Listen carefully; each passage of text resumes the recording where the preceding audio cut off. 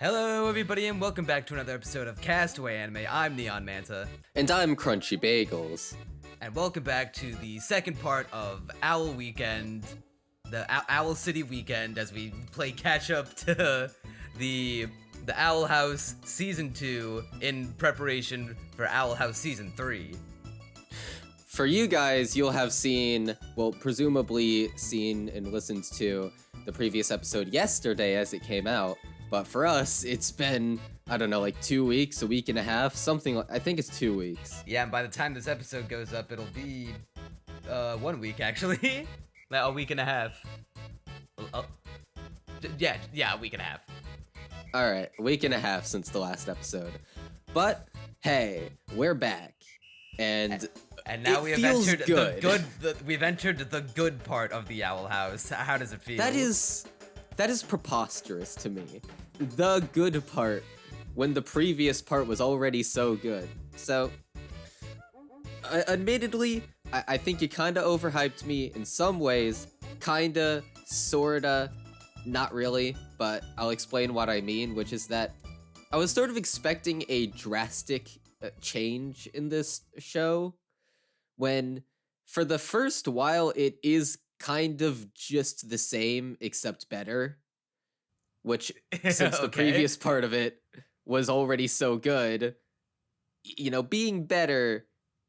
I mean, yeah, none of this. I say good part, not to put down season 1, but to just show season 2 of the Owl House is one of my favorite seasons of television ever, because there is no wasted motion, no wasted time. Every single episode is important and matters. Absolutely, I would agree with that completely. And even though I would say like the change wasn't as big as I was expecting, I'm glad it wasn't, because what we had before was working, and to just make that better with more character development and making sure that there's no wasted time. Yeah, I think it's pretty much, I like it. I like how it is right now. I don't want it to change drastically, or at least as drastically as I was expecting it to, unless there's like a narrative reason for it to, which I'm sure it will eventually have a hard turn into like the plot and being far different from what it currently is. I mean, you know, we are. We in the have plot. an entire we are. Not to say we can't have fun, side story, B plots or anything like that anymore. But now ever since let's see, what episode in season 1 would you say? Ever since Enchanting Grom fight. Actually, no, I'd say Understanding Willow. Ever since that particular episode where they go into Willow's memories, every episode of the Owl House from that point on is plot relevant. Yeah, I definitely agree with that. And if you want to support the show, become relevant to the channel, to forward our plot in becoming the greatest anime podcast of all time, go ahead and subscribe, hit the like button, and head on down to the comments to let us know what you think about the Owl House, and if you're excited for season 3, because God knows I am.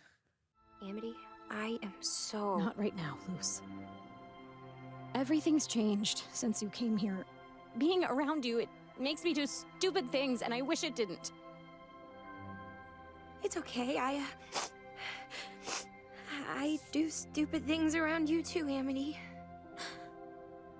I think I need to go home. Nada funcionará a menos que lo haga funcionar. Yes, on this podcast, we only cover Japanese animations from Japan. Well, I mean, a lot of this is animated in Korea, and that's like the close. Oh, fair. It's close-ish. Close enough. Besides, the show's better than most, if not all, of the anime we've covered on this podcast so far, so... Yeah, honestly, I think this is gonna be my favorite show of the year. Like, Is it better than Spy X Family, having not seen the first episode of season 2 yet? Yeah, I haven't seen the first episode of season 2 yet, but if we're taking just season 1 of Spy Family versus this, not gonna lie, it clears it. absolutely clears it, thrashes it to death, kicks its proverbial ass, and sends it into the atmosphere, burning to a crisp until it is no more. Like, that is how much I like this block of episodes. And it's kind of astonishing how much I like it, because, like I said, it's not even that drastic of a change. Sure, the plot's moving a lot more quickly than I expected it to at certain points, and there are a bunch of really good emotional moments, but, like, still has the same style, structure as season 1 for the most part. But I don't know, I think just having more episodes and, seeing some more peak Kino moments, it's like, really makes me care about the entire experience more. I feel like The Owl House is one of those shows that it's not even that there's a particular element that makes me like it, so much as the holistic experience of being the Owl House is enjoyable. And there are very few shows like that, where most shows, it's like, I enjoy this character, or I enjoy the story, or I enjoy the style. Here, it's just a bunch of elements moving in synchrony in order to create a holistic experience that is just pleasant and meshes with my brain well. There is no bad part of the Owl House, and the only weakness that you can levy against the show from this point on is that I fear that the plot might be just a rushed by nature of this is around the time where the show got ended up getting canned by Disney because of a mixture of both budgetary reasons, because the pandemic was because God knows Disney can't afford a hit of all companies. They can't take a dip in profit margins. So imagine Disney funding this show during the pandemic. What, do they want Walt Disney to be homeless in his grave?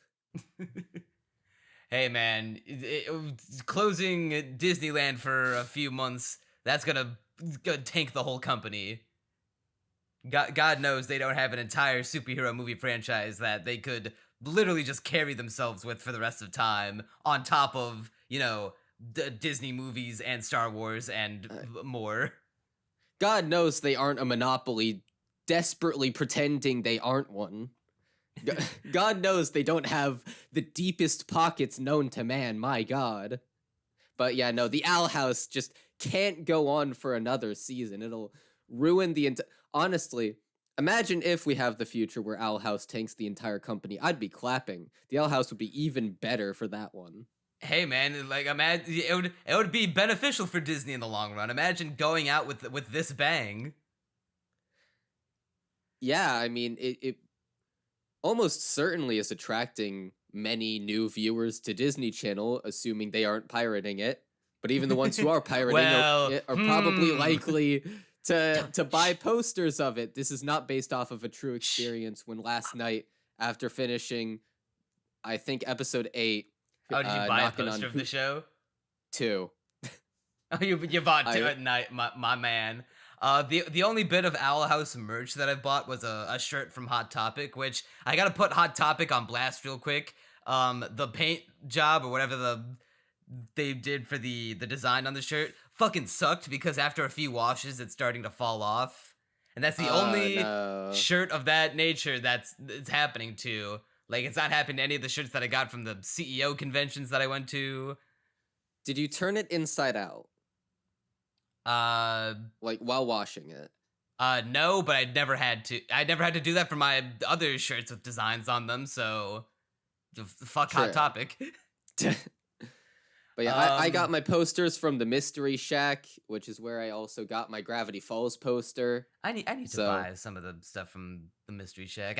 I'm not sure if that's good official merchandise.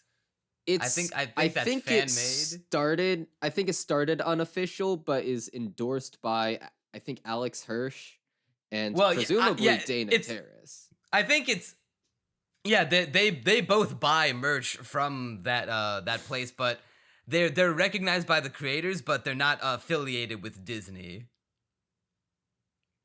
I mean, I guess my money isn't lining the mouse's, the rat's pockets. Yeah, I mean, that shirt was the only official bit of Owl House merch I have. All other bits I have are all fan made. Like oh yeah, I can show you it now. I'm pretty sure I might have shown you it before. There's this guy. His name is Alex Works. You can find him at Instagram. I'm pretty sure at Alex Works. He makes LED paintings, and I got one of Amity for like $200, and it is one of the nicest things that I own. That is a steep price, but for being one of the nicest things you own, yeah, I think that's probably worth it. Yeah, in fact, I'm gonna make a note in the podcast right now to put a video of it on screen, and right here at this timestamp right here, and I'll show a video of it lighting up, and it is so cool. It's Amity doing a fucking spirit bomb Dragon Ball Z pose with a giant abomination above her, and she's like battle scarred and like bruised and cut up from a fight, and it's so fucking cool. It So, lights up purple, like her hair, hands, and the abomination Yeah. lights up purple. I think it's fair to say that I have been indoctrinated into the Owl House fandom, and very hard, might I add. Yeah, dude. Once you've watched the second half of season 2 in a week, then you'll see every time that the Owl House trends on Twitter. You're gonna enjoy that. You're gonna enjoy going through that. It's gonna make the Twitter experience that much better. That much better. That implies that it was good to begin with. No, it's going to be the sole thing carrying the Twitter experience at that point. Imagine, I'm sorry if you. I know we'll get into talking about the show proper right now, right? We just want to gush We're about the fandom right fangirling, now. okay? Imagine being me, and one of your favorite anime of all time is Dragon Maid, and one of your favorite cartoons of all time is The Owl House, and they're both airing at the same time. I mean, that's probably the happiest week of your life. What, my new my son's being born? Screw that. I need to watch The Owl House and Dragon Maid back to back. There was only a bit of overlap for like a few weeks, but it was Kino. I can only imagine the pure joy that comes from that.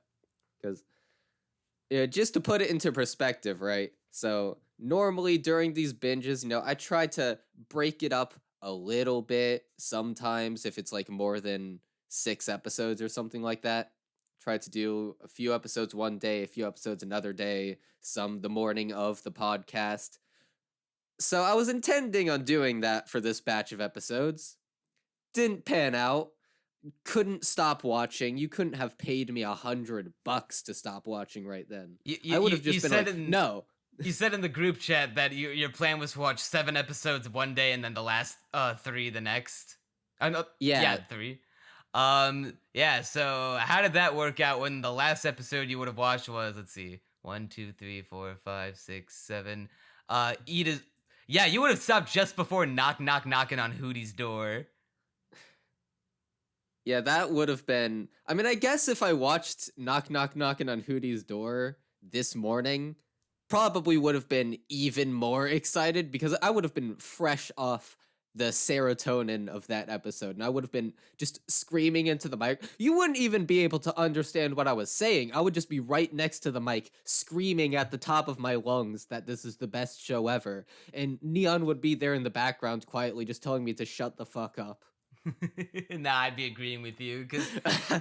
all right, normally we'd go through these episodes in order, but I think Season 2 is just so dense and so packed that we can just talk about specific elements of the show, and I think even by doing that, we'll still find a way to go in a decently chronological order. Yeah. I guess I'll start with the first element that I really liked going into the season when I was still in like the first 4 episodes specifically, because Lilith sort of becomes part of the main cast for like 4 episodes. And I was absolutely here for it. Yeah. She's now that she's been downgraded from villain to, or upgrade, I guess you could say. Villain to hero. It is a clear upgrade.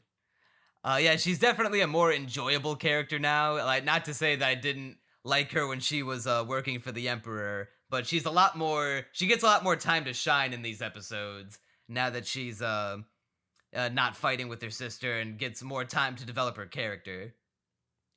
Lilith, she was always a good villain. I enjoyed her connection to Eda, her backstory of cursing her, and all that stuff. That gave her a fair bit of depth, made her an understandable villainous presence. Once she is no longer a villainous presence, though, she just becomes such a joy to watch on screen.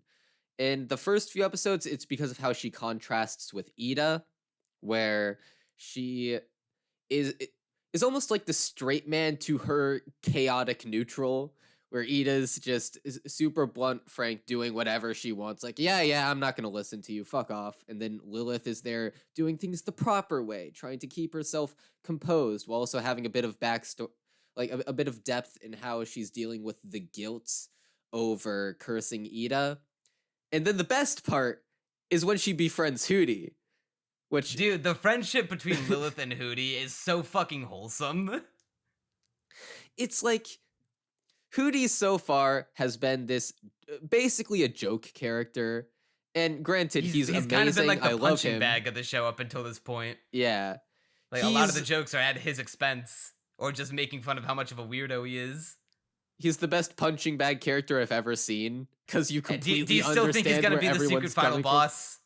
Oh yeah, like him forging a friendship with Lilith just like amplified tenfold, because Lilith ends up leaving, and it's like, well, now Hooty's one solace in this world, this one island of true friendship is taken away from him after all this time spent being bullied. And it's like, no, he had happiness for a few weeks just to have it ripped away from him. Do you know what that does to a man, Neon? Actually, he's gonna go full Spinel from Steven Universe.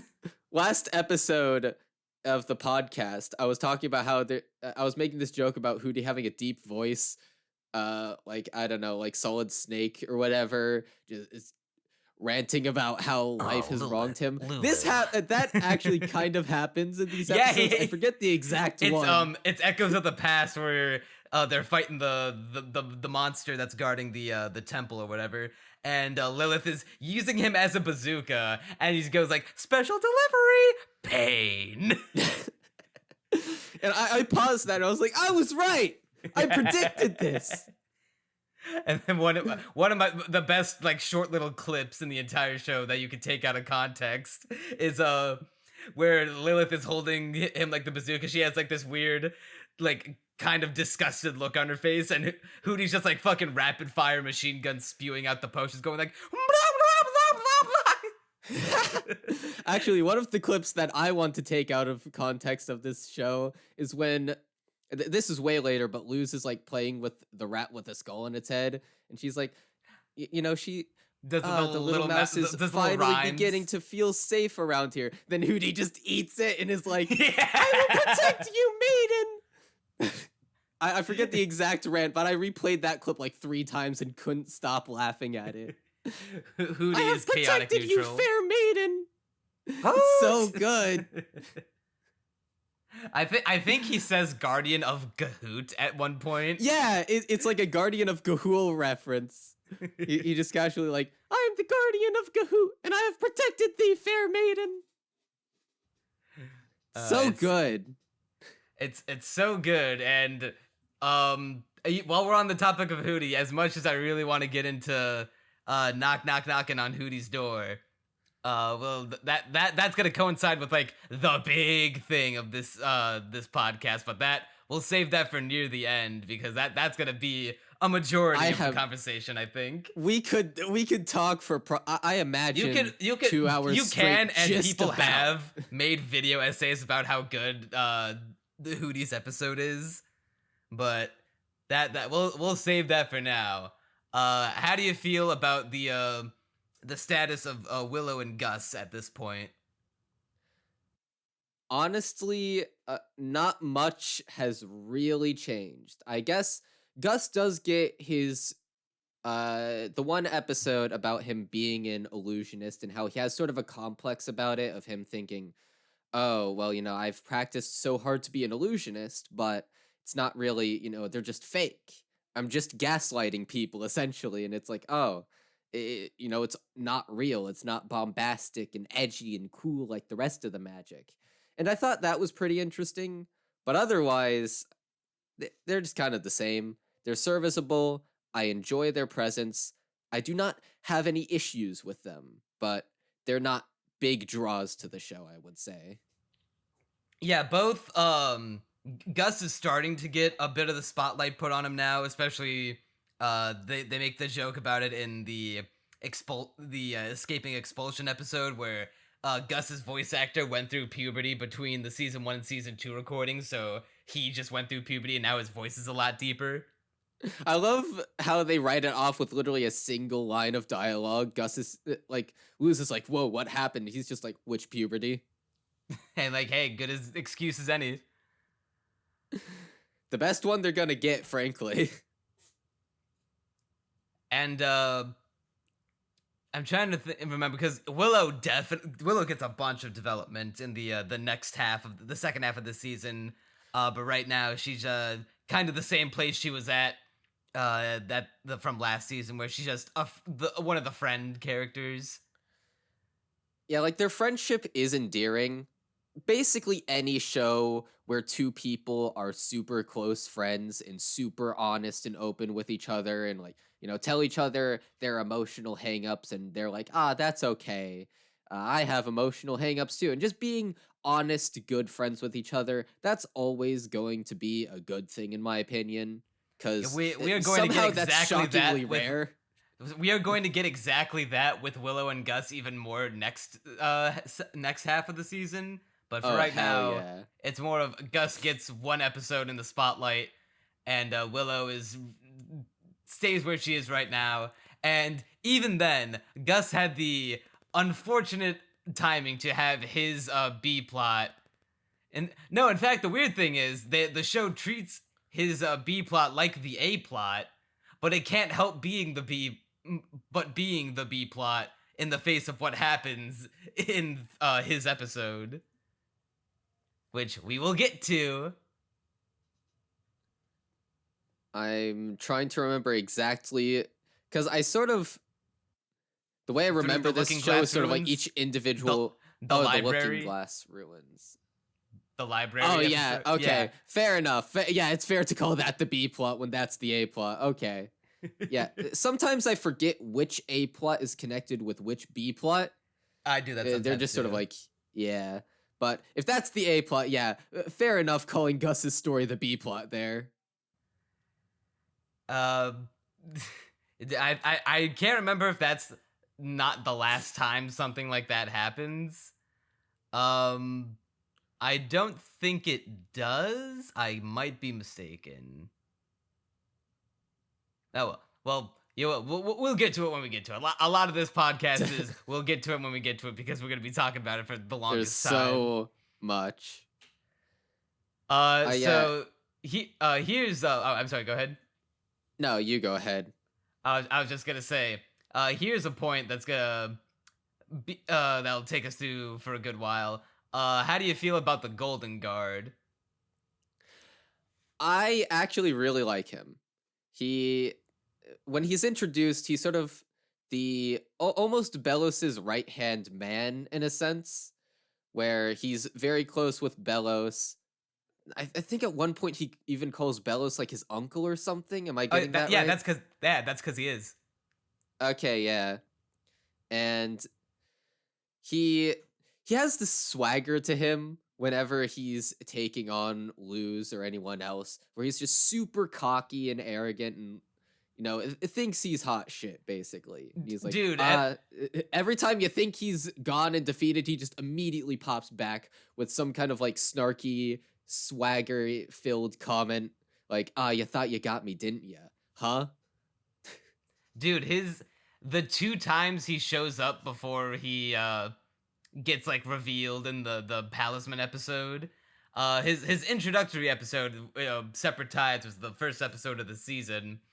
Like sold me on his character immediately. I have not fallen in love with a character that quickly since like Spinel from Steven Universe. I still prefer Spinel to Hunter, but with Hunter, when he was in his Golden Guard garb, he like hit that form, that character like commands every scene that he's in.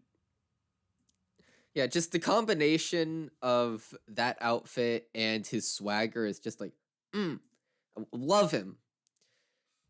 Yeah, and he's a fucking asshole, and well, like he knows he's an asshole because no one can fucking step up to him because he's the Golden Guard, and he's especially now that Eda's depowered, and Luz, even though she's getting stronger as the show goes on, would just get his shit pushed in by Hunter if he really wanted to. You know, this is sort of a tangent, but you mentioned Eda not having her powers. I love the explanation they give for why Eda still isn't locked up, even though she can't fight back. Because, like, I was wondering about that at first, but then it shows her, I think, accosting some of the Emperor's soldiers, whatever, in the street. And they're just like, oh yeah, we don't care about you anymore. You know, you don't have any powers. You're not any use to us. You're not any She's threat not to a us. threat anymore. We're just gonna leave you be. And it's like, perfect explanation, honestly. It makes so much sense. And also, it's funny how mad Eda gets about it. Yeah, it's like she gets scammed at the beginning of the episode, being like, oh yeah, here's your pay, and she just like the guy just splits a coin in half and hands it to her. Like, what are you gonna do? We all know you're powerless. And she tries to fight him and like make a magic circle, but just disappears. Yeah, the way everyone treats Eda is very different now that they know that she's not a threat anymore. There are still people who, you know, she's made friends with, and they're best friends, buddy old pals, but generally speaking, people are like, you spent all this time stealing from people and, you know, being a bit of a do-no-gooder.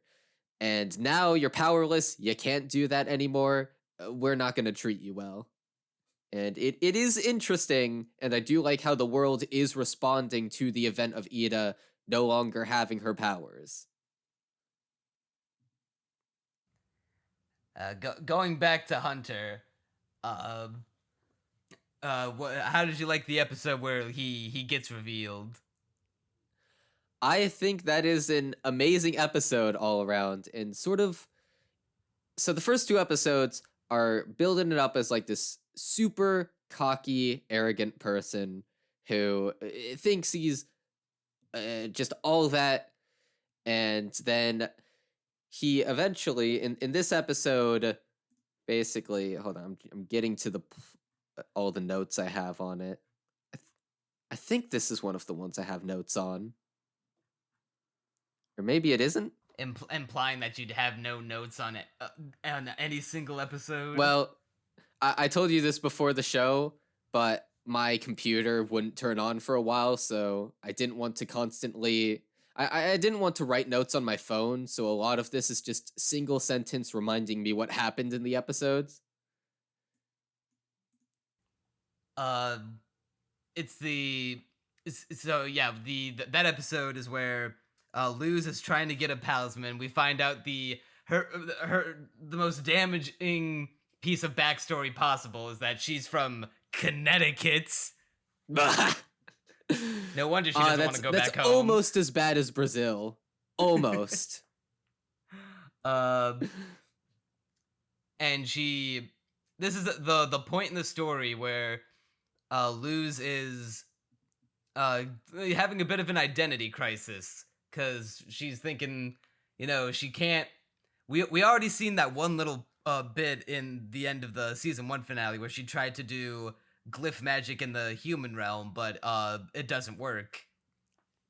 Presumably because the explanation that they give for how glyphs work in the show now is that instead of casting spells by using the magic within them, like most witches, glyphs command like the very magic in the demon realm around them, which I guess the magic just like permeates everything.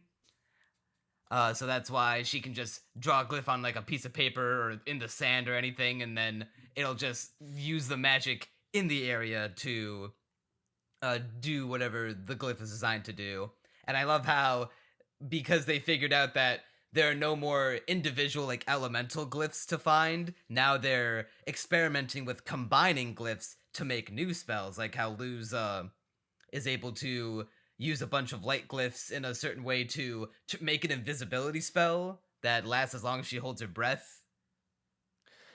Yeah, that's a bit of a tangent, but yeah, I absolutely love the power system now of combining all these glyphs in order to do unique things with them, because it gives a lot of potential for creativity on the writer's end and also on the character's end. Luz is a very creative person, and I imagine she has a lot of ideas on how to combine spells. And I imagine we'll be seeing some wacky stuff in the future of her just smacking down paper and doing crazy new things, which there already is, actually, now that I say that, an example of her using it in a very creative way in the episode we were talking about, the Palisman episode.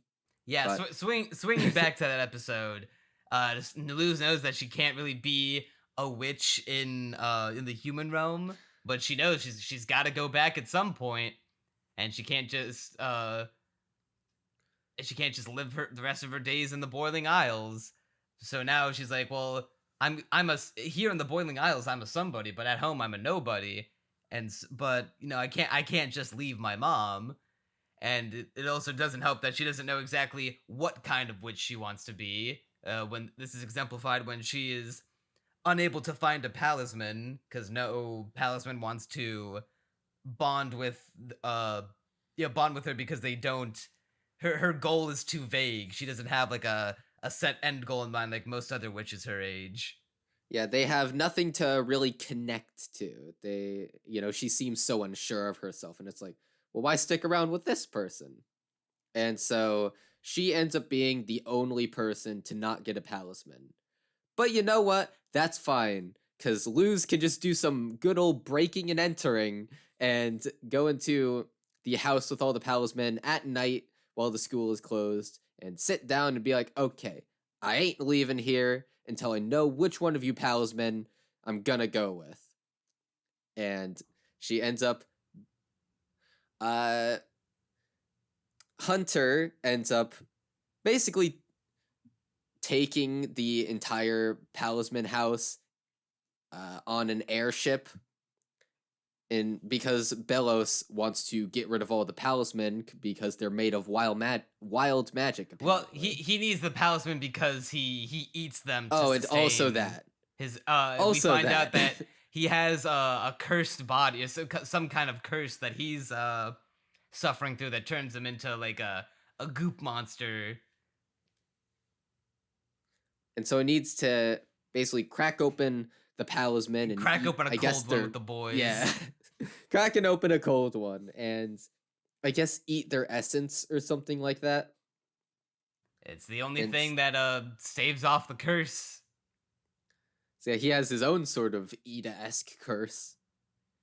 Yeah, But it does anyway. add a layer of interest to him. Yeah. So I love the interaction that Luz and the Golden Guard have on the airship, where like when Luz finds out that it's the Golden Guard who took the house, she just like jumps up behind him and slaps a fire glyph on his back and then rockets him off as he's like hitting all the walls and the ceiling of the ship, and he flies off, and she's like, he'll be all right. And then as she's trying to like land the ship, then he immediately comes back. He's like, hey, and then just captures her immediately. He's such a fun character, man. You love to hate him because he has all that swagger. Yeah, and it's interesting to see all the swagger come out and like fall right off of him once the mask comes off. Yeah, that was also something really interesting to me, where it's like, as soon as he loses his mask and, loses all the authority associated with that mask, and also his staff, which Luz takes from him, he basically becomes kind of moody and just angry all the time. And it's just he's an angsty boy. Yeah. But he's also shown to, in this episode, have at least the potential to redeem himself, where, the Palisman ends up choosing him, and he ends up forming almost what can be considered to be a bond with Luz, at the very least a mutual understanding. It's difficult to even call it a respect. They do have a bit of common ground, because Hunter is also like Luz, powerless and born without magic. So he was given that staff by Belos to use artificial magic, which allows him to do all like the crazy teleporting and flying stuff. And it's also how Luz is able to use his staff too to do a few cool things. And they sort of reach this understanding of each other, even if at the end of the day, Hunter still kind of a piece of shit. But it's okay, because at least they understand each other a little better. Yeah, what makes Hunter so cool as a character is that he works as both, in like the 2 episodes where he gets like a starring role, not as the Golden Guard, but as Hunter, which would be the Palisman episode and then Eclipse Lake. He acts as both like foils for Luz and Amity. And we see later that Hunter will have episodes with other members of the cast, but for right now, just the ones between Luz and Amity, because like we said, he's similar to Luz in that they both are powerless, and they both like come from a place where they couldn't fit in with their weakness that they couldn't help.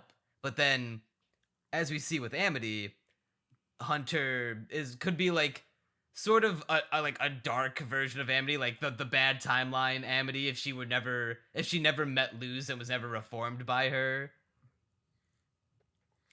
It's interesting how all the villains are sort of get a little bit of development in this batch of episodes, and a little more to do.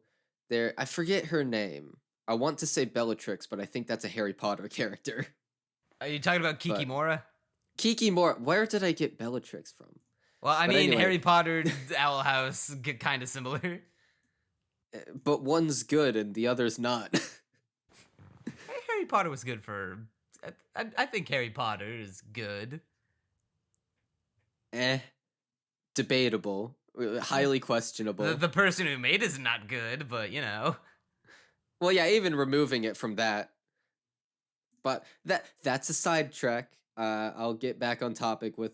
I love Kikimora, how she's just sort of beginning to go mad, where at first she desperately wants to be Belos's right-hand man, and so she ends up screwing over the Golden Guard in as many ways possible in order to earn his favor, and it ends up working. She ends up as the new right-hand man of Belos. But then, in episode 9, she's not the right hand. Or not the right hand. I mean, she's closer to him. Trying to remember exactly how it is, but like I know that the Golden Guard feels almost displaced by Kikimora. When? Huh? Oh no, the only time that Hunter is like outstaged by Kikimora is when Belos straight up says, "No, you're too important to go out on this mission because you have a place in the Day of Unity, and it's important to maintain that place. So I'll send Kikimora out to Eclipse Lake to get the Titan's blood." Okay, so maybe I misunderstood it a little bit, where Kikimora is still trying to earn his favor. Yes. Okay. And she did try to sabotage Hunter by just straight up killing him.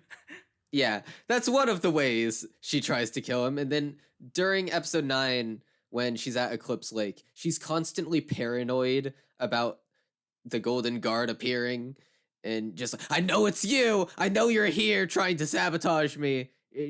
Basically stressed out of her mind, trying to earn his favor, and wanting that power, and also being afraid of his wrath, where that's sort of Both the Golden Guard and Kikimora go through that, where Hunter literally digs a grave for himself because he can't find Titan's blood, and he's like, "Oh, I'm screwed." It's one of the best moments. Like, I can't go back empty-handed. Long story short, this is my grave. Want me to dig you one too?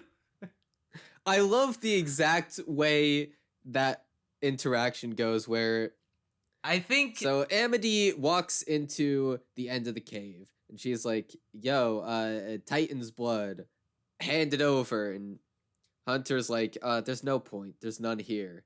And Amity's like, "But why are you still digging?" And he's like, "Because I can't turn up empty-handed." I think fuck, I was it's not Zach Aguilar. No, Zeno Robinson. Yeah, Zeno Robinson is the voice actor for Hunter, and I think he is my favorite voice performance in the entire show. That is tall praise. I do love his voice though. In a So I show get with where like you're a coming bunch of from. incredible performances, I think he has the best. I think King still outdoes him for me, but his voice is very, very good. I will give you that. Yeah, there's gonna be one episode in the next half of the season, which is I think the best episode of the Owl House. But It's in the next half of the episode? You mean it outdoes knocking on Hooty's door? yes, like all right, if knocking on Hooty's door it does for like the fan service of the Owl House, which is just like if you are a fan of, all right, let me put it to you this way: if you're Hooty's door is your favorite episode, if you are a fan of the Owl House. There's an episode, I won't say the name of it to, not bolster expectations or anything. Keep the mystery. Yeah, but there's a certain episode in season 2, and I hope fans will know what I'm talking about, that where a big shift in the narrative happens, and it is that episode will be your favorite if you are a fan of storytelling and narrative. That actually is interesting to me, because I tend to not be as plot focused and instead focused a lot more on characters and vibing with a show. And That's stuff why like Hooty's that. Door is so many people's favorite, because not only does it help set into motion, we won't talk about it yet, but people know, like, Lumity. We're chomping at the bit right now, but no, we must. We'll save that for the grand must finale. hold ourselves 'cause back. That's gonna be like an hour onto itself. Yeah, now does it set into motion that Eda getting a fucking anime transformation and King getting his powers, and all through the lens of the joke character. No, we must hold back, Neon. We must hold back. Yeah, that is why Hooty's Door is the favorite episode of so many fans, but the true believers, the people who are like balls deep into the narrative of the Owl House, that's the one. I keep wanting to say the name, but I can't. Well, anyway, that Okay. aside, So what do you want to I talk think- about next? oh yeah, Was the there last anything thing I more want to you talk about say the Golden Guard with villains? there's two things. One, the fight scene that he has with Amity in Eclipse Lake. It's not quite as bombastic, or like, yeah, I guess that's the word. Not quite as like large scale as the fight between Eda and Lilith, but it is definitely another blowout, like standout fight scene. Yeah, it's a very good fight scene. All right, here's something I really like about the fight scenes in the Owl House. They're always short. They're always short, big energetic bursts of action and tons of animation. They're always a delight to watch. Yeah, in every terms of major visual fight quality scene is alone. when the animation budget skyrockets. Yeah, it's absolutely great.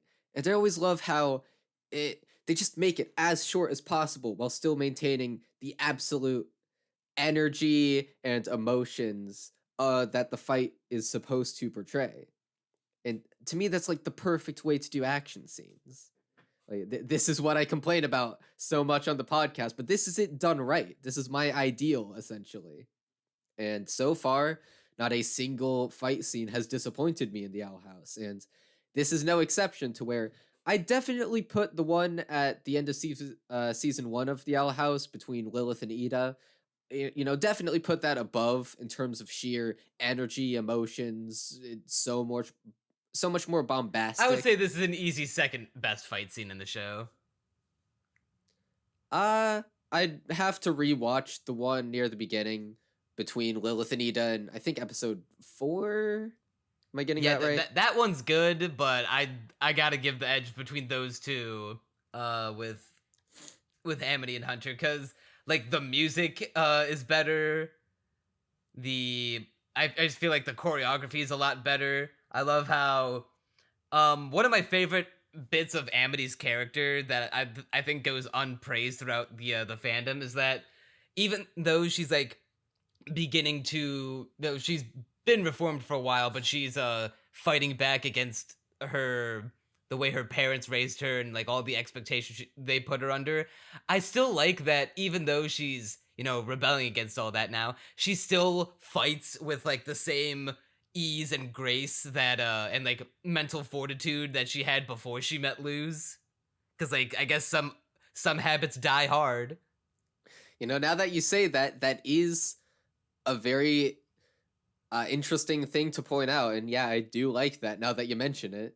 Yeah, when she's fighting Hunter, she's like super focused. She's not like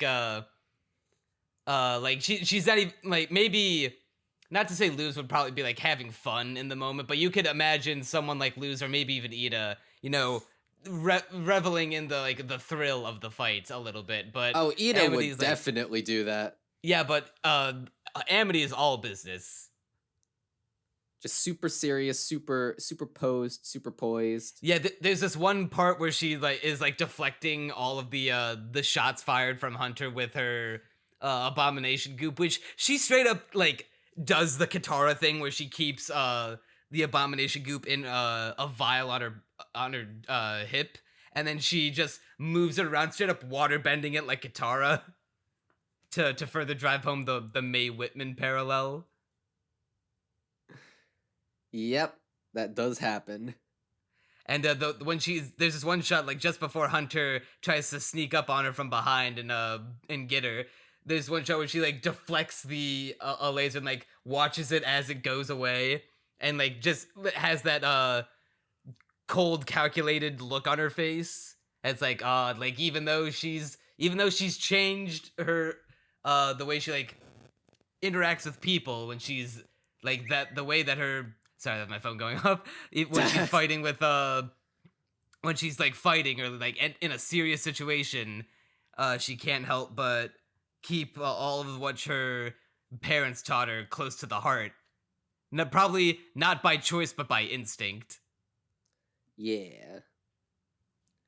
And then there was, I think, something else you wanted to say about the Golden Guard. Yeah, the last thing is his relationship with Belos and how it's definitely abusive, and it's but it also adds this big layer of intrigue between, on top of just Hunter and Belos individually, their dynamic is thrown into the spotlight when we see him referring to him as his uncle, so we know, oh, okay, there's a familial bond. It's not just he is just the best guy in the Emperor's Coven. But now we see that there's at first, Belos holds Hunter in high regard, having when Kikimora wants to, take the Palisman mission on. Belos is no, you can't do it. The Golden Guard has to be trusted for this mission. But then when he comes back empty-handed, he lashes out at him, nearly cutting his face with with one of his tendrils, and we see from all the scars on his face, well, mainly the one scar that's on his cheek, but now you get the sense of, oh, this isn't the first time that he lashed out at him, and Hunter is curious about the wild magic that destroyed his family. So, and in anytime he even brings up the notion of maybe if he were to have a palisman of his own, or to study wild magic to maybe counteract the curse, Belos just immediately threatens his life.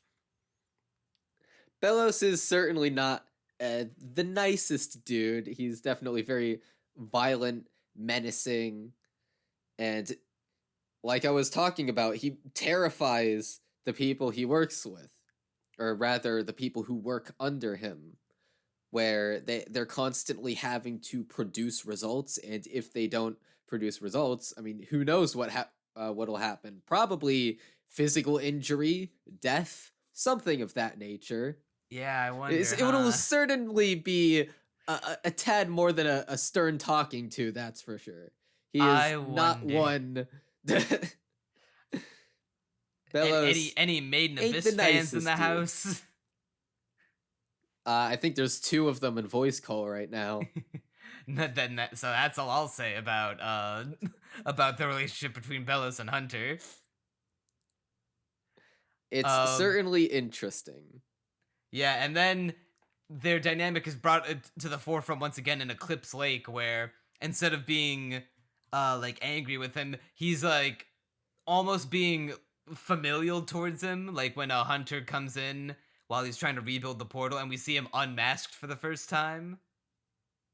Yeah, that I genuinely did not expect that. I thought he'd be unmasked at like this huge narrative moment, like the accentuation to a narrative. And there's like, crescendo. there's no fanfare to it. He just walks in and he's not wearing the mask.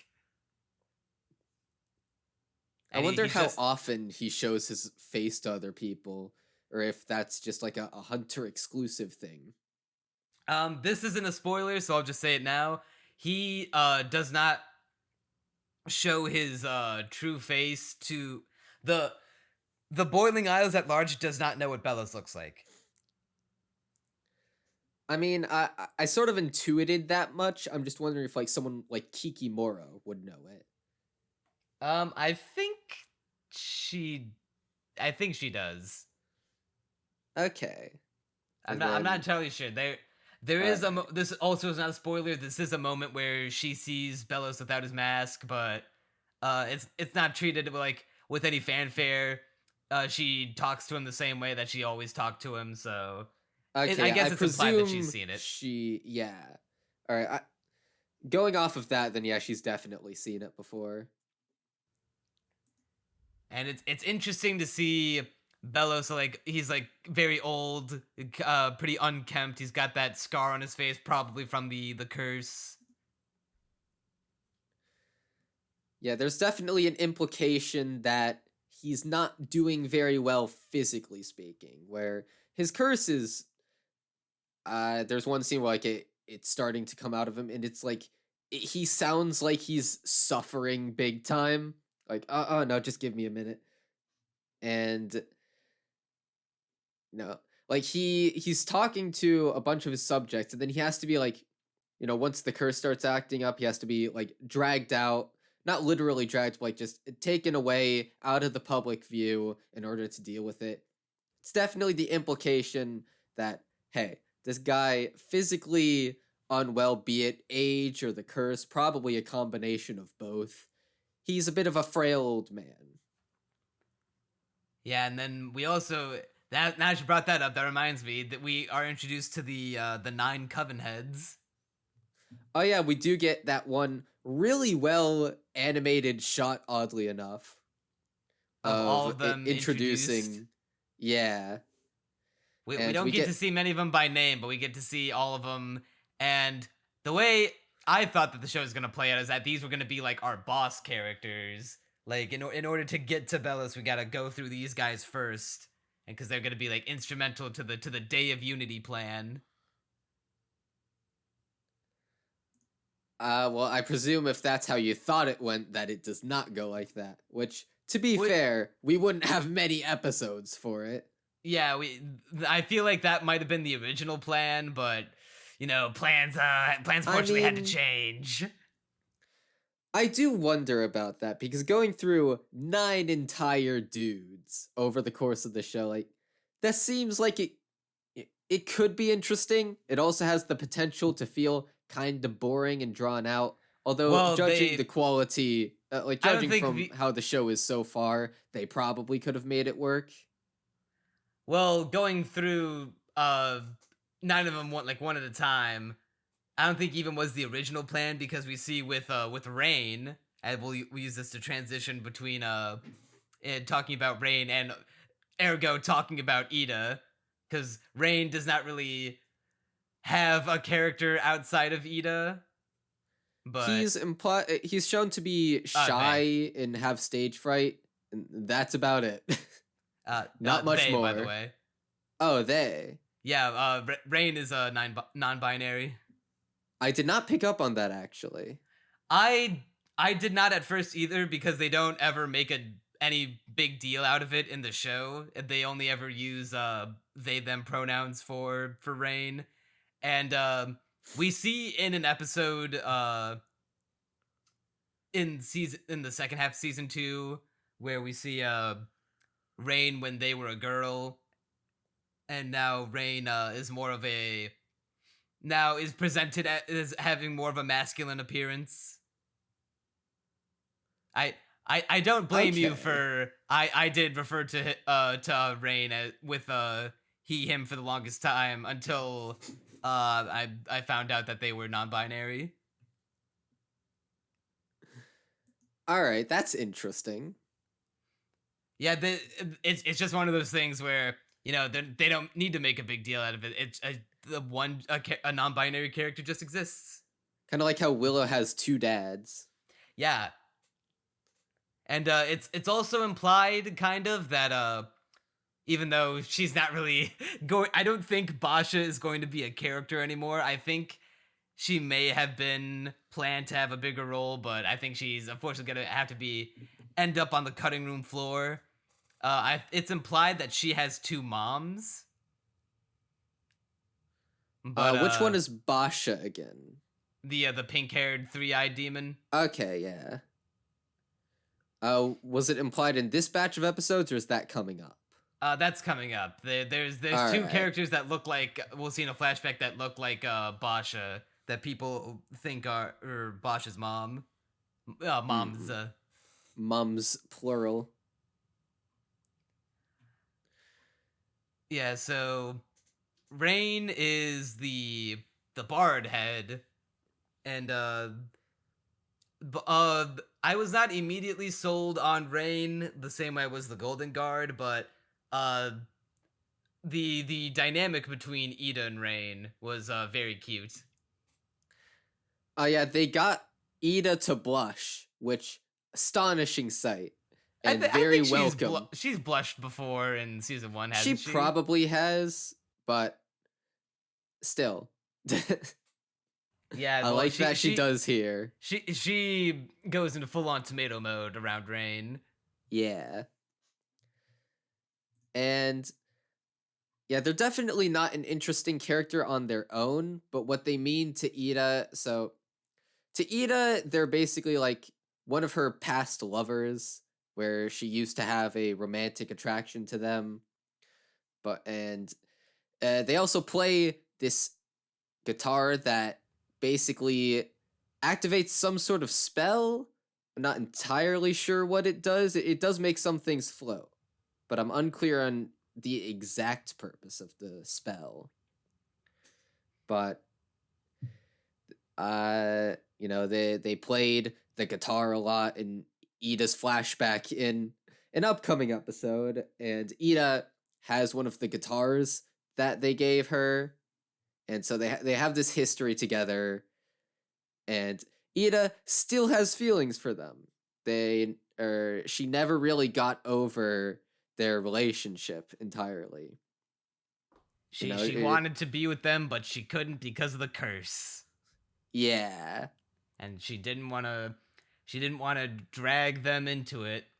And we see it's a nice bit of background and fleshing out for Eda to explain why she's, you know, so much of a recluse, doesn't really like making attachments, and how Luz helped her to just break out of that.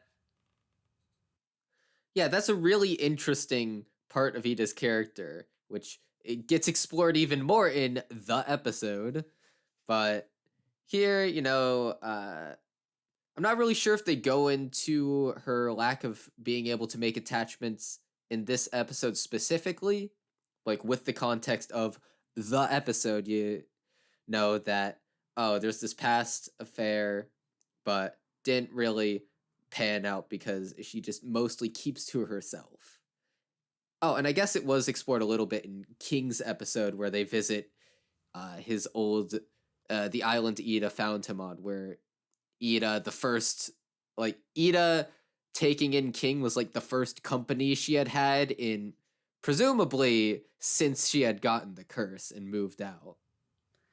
I think that's a really interesting part of her character. Yeah, King came, she adopted King after she broke up with Raine. Yeah. And, boy oh howdy, Eda's Requiem is one of, I was gonna say one of the saddest episodes, but, it definitely has one of the kind of like the darkest moments in the show where Eda is just like okay with sacrificing herself to stop. That was raw. Yeah, to stop. That was something. The song that Eda and Raine play together is one of the most like bittersweet moments in the entire show, where it's like it's a beautiful song and the animation for it is really nice, but you know that if they go through with it, they both die. Yeah. And I guess I'll mention the entire plot point that episode is centered around, which is that Eda, having pushed away people all her life, but finally finding companionship with King and Luz, doesn't want to let that go. But Luz wants to go back to the human realm, and King wants to see his dad. And she actively delays for as long as possible hearing King say that he's going to be leaving the Owl House, because she knows it's coming because she overheard him at the beginning of the episode, but she just doesn't want to hear it. She doesn't want to be told, hey, I'm leaving. She doesn't want to be alone again. And it's a really impactful plotline, I think, and says a lot about her character and makes her even more endearing than she was before, which, how is that even possible? Yeah, Eda gets a lot.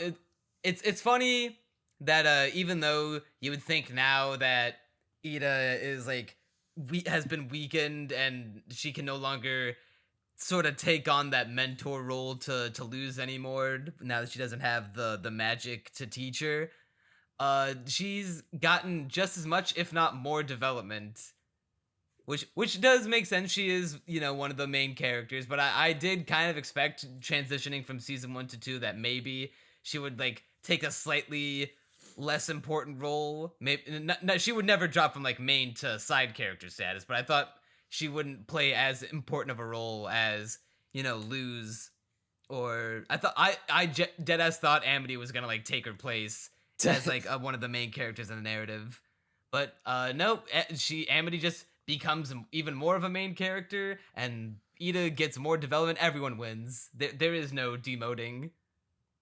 I feel like this block of episodes has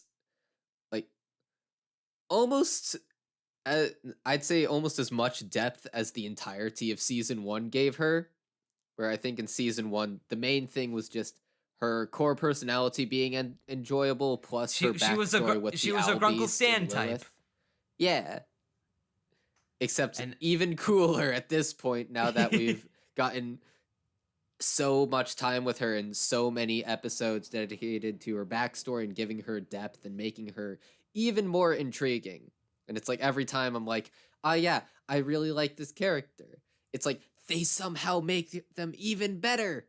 I can't remember if it was this batch of episodes or if it was in season 1, or even if it maybe comes later, but I think Luz describes Eda as foxy at one point.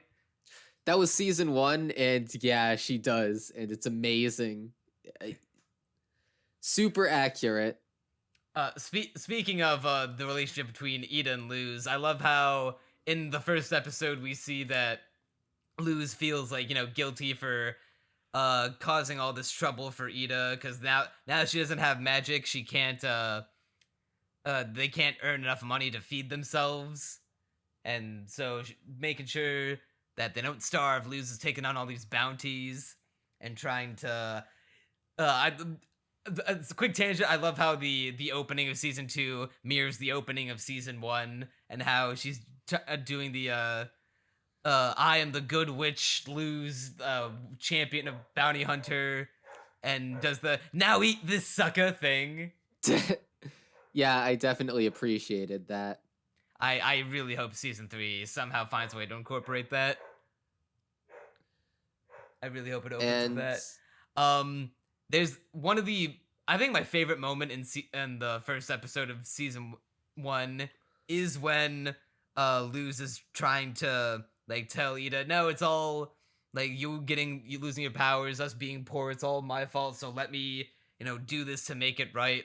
And then Eda just like grabs her and like sets her down, like, all right, listen up. You think this is all your fault? No, like I chose to like take you in. I chose to make you my friend, and like all like everything that's ever happened in my life. Like even I think she takes like semi responsibility for the curse. Not that it was her fault that she got it, but it's just like she's always the type of person to have like tried to play the cards that she was dealt and try not to make a big fuss about it. She's like, she's a shit happens and you deal with it kind of character, and she's able to like my favorite line is, so unfortunately for you, my life is pretty great because I'm friends with Luz the human. And Luz is just about on the verge of tears because it's like the first time anyone's ever like sat her down and be like, no, I'm happy to like you being in my life makes it better. Something I like about how season 2 deals with Eda's character, well, two things really. First is that she's a lot more openly motherly towards I'm trying Luz. to yeah, and also like it basically showing her true feelings more often, whereas in season 1 she mostly just hid them behind this blunt, not really caring personality, like, oh yeah, jump in a hole, I don't care. Maybe not that extreme, but covering up her true feelings for Luz. Whereas in this season, she's clearly very attached to her and isn't afraid to make that known. And another thing I like is that it sort of turns her into a chaotic neutral more often than I feel like it did in the earlier seasons. At first, she's being contrasted with Lilith, where Eda is far more energetic and willing to try new things than Lilith, and, occasionally making a mess of things. And then in episode 9, she's being contrasted with Amity, who is very serious-minded, sort of like Lilith. And Eda, meanwhile, is sort of flying by the seat of her pants, just, doing whatever, being sort of reckless in comparison. And it's a really fun side to her character that I'm glad to see explored more in this batch of episodes. But there's just one more character we can talk about before we get into the big one. So you said your favorite character from the end of last season was King, right? So in the first batch of episodes, it was definitely King. In the last batch of episodes, I didn't really know. In this batch of episodes, I'm actually leaning more towards Eda, not gonna lie. I really like Eda. Yeah, well, Amity's still, well, it's hard for me to say what my favorite character is at this juncture of the Owl House from the end of season 2, because judging by how season 3 goes, it might end up being Luz, because Luz gets like a shit ton of development going into the second half of season 2, because we'll call it the ReZero effect will be hitting her and putting ReZero to fucking shame while doing so. Who was your favorite character when you watched this batch of episodes for the first time? Amity. That's kind of surprising. Not to knock all the other characters, they're all great, but every time Amity is on screen, it was just like all the troubles in life just melt away, you know? I definitely like Amity, but I mean, I don't know.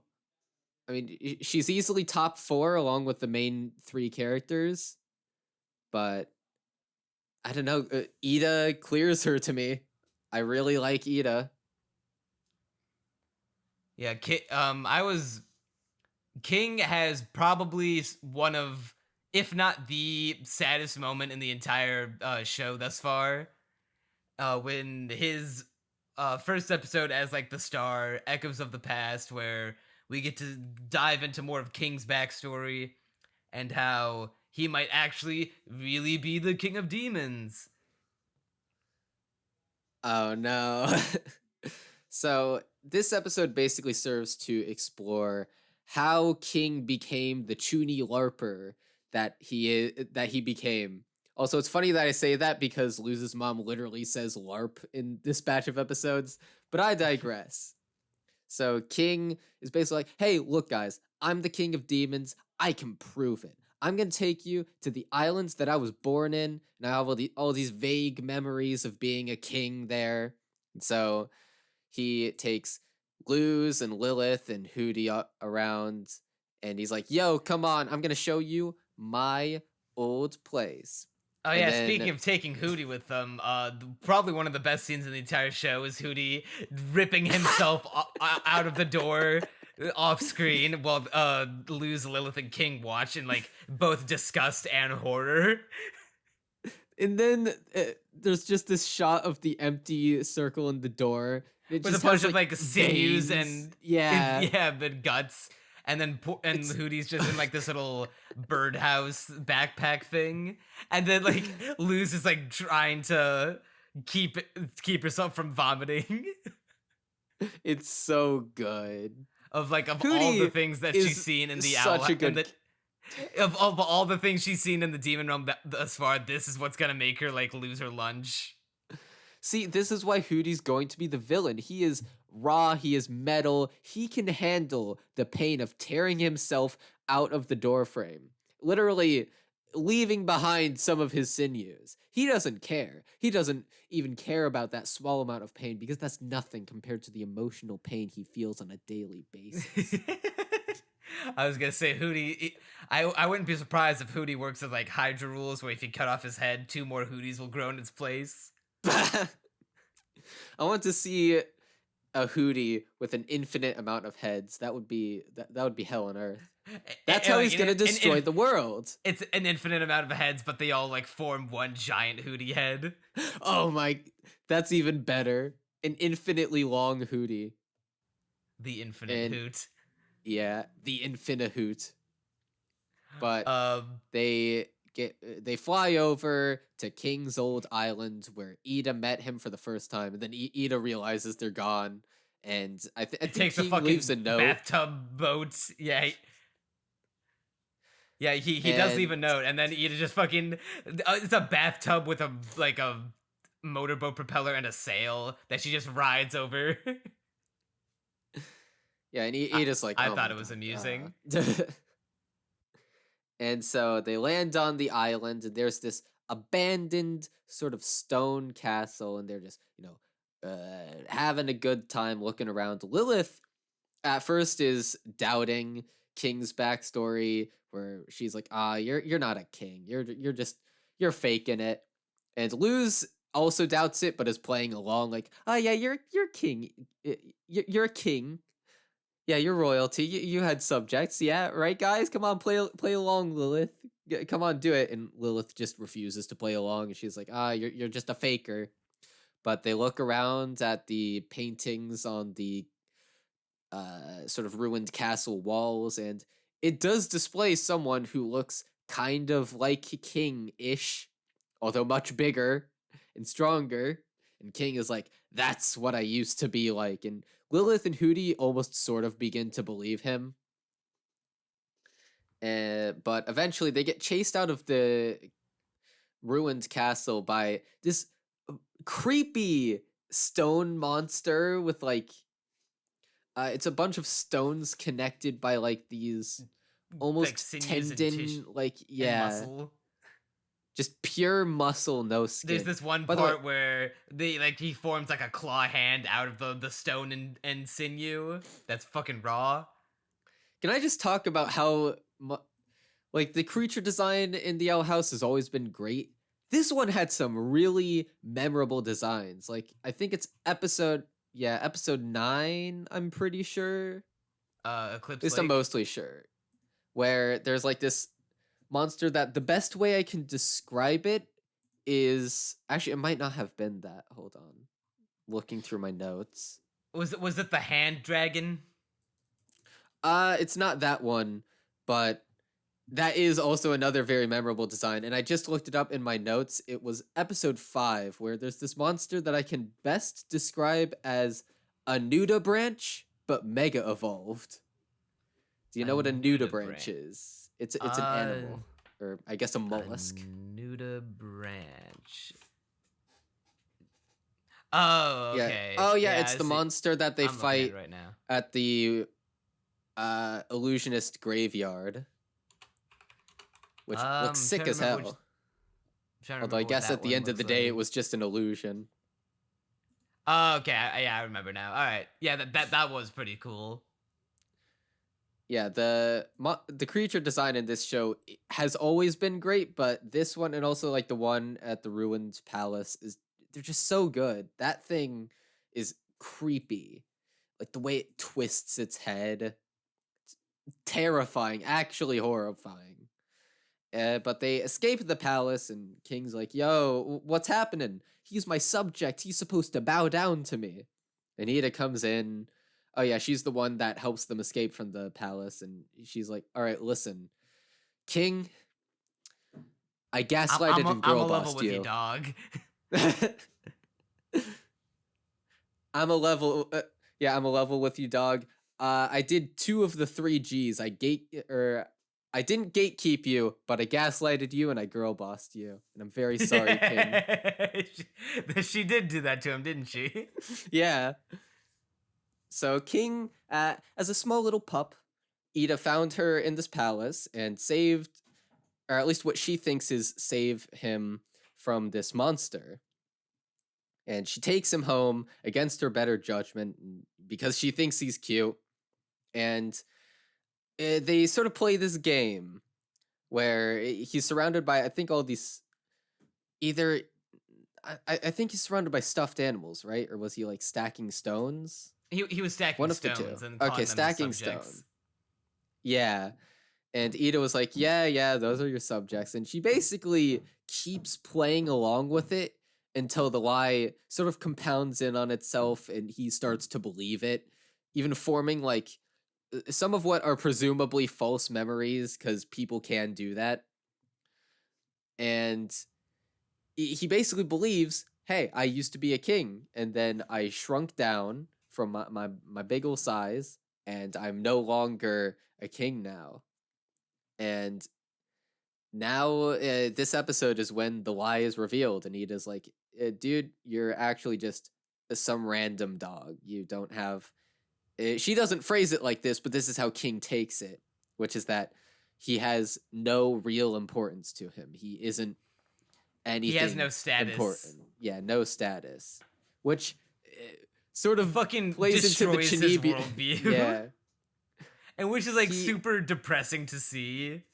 yeah. It sort of plays into the... I've been saying it as a joke that he's a Chinibyo, but part of being a Chinibyo is thinking you're more important than you are and wanting to be special.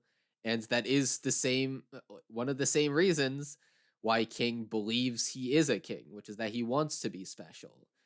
Or at least has grown up with the belief that he is special. And now he has that ripped away from him, where he thinks that, oh, if I'm not a king, then what am I? What point do I have to exist? What do I chase after?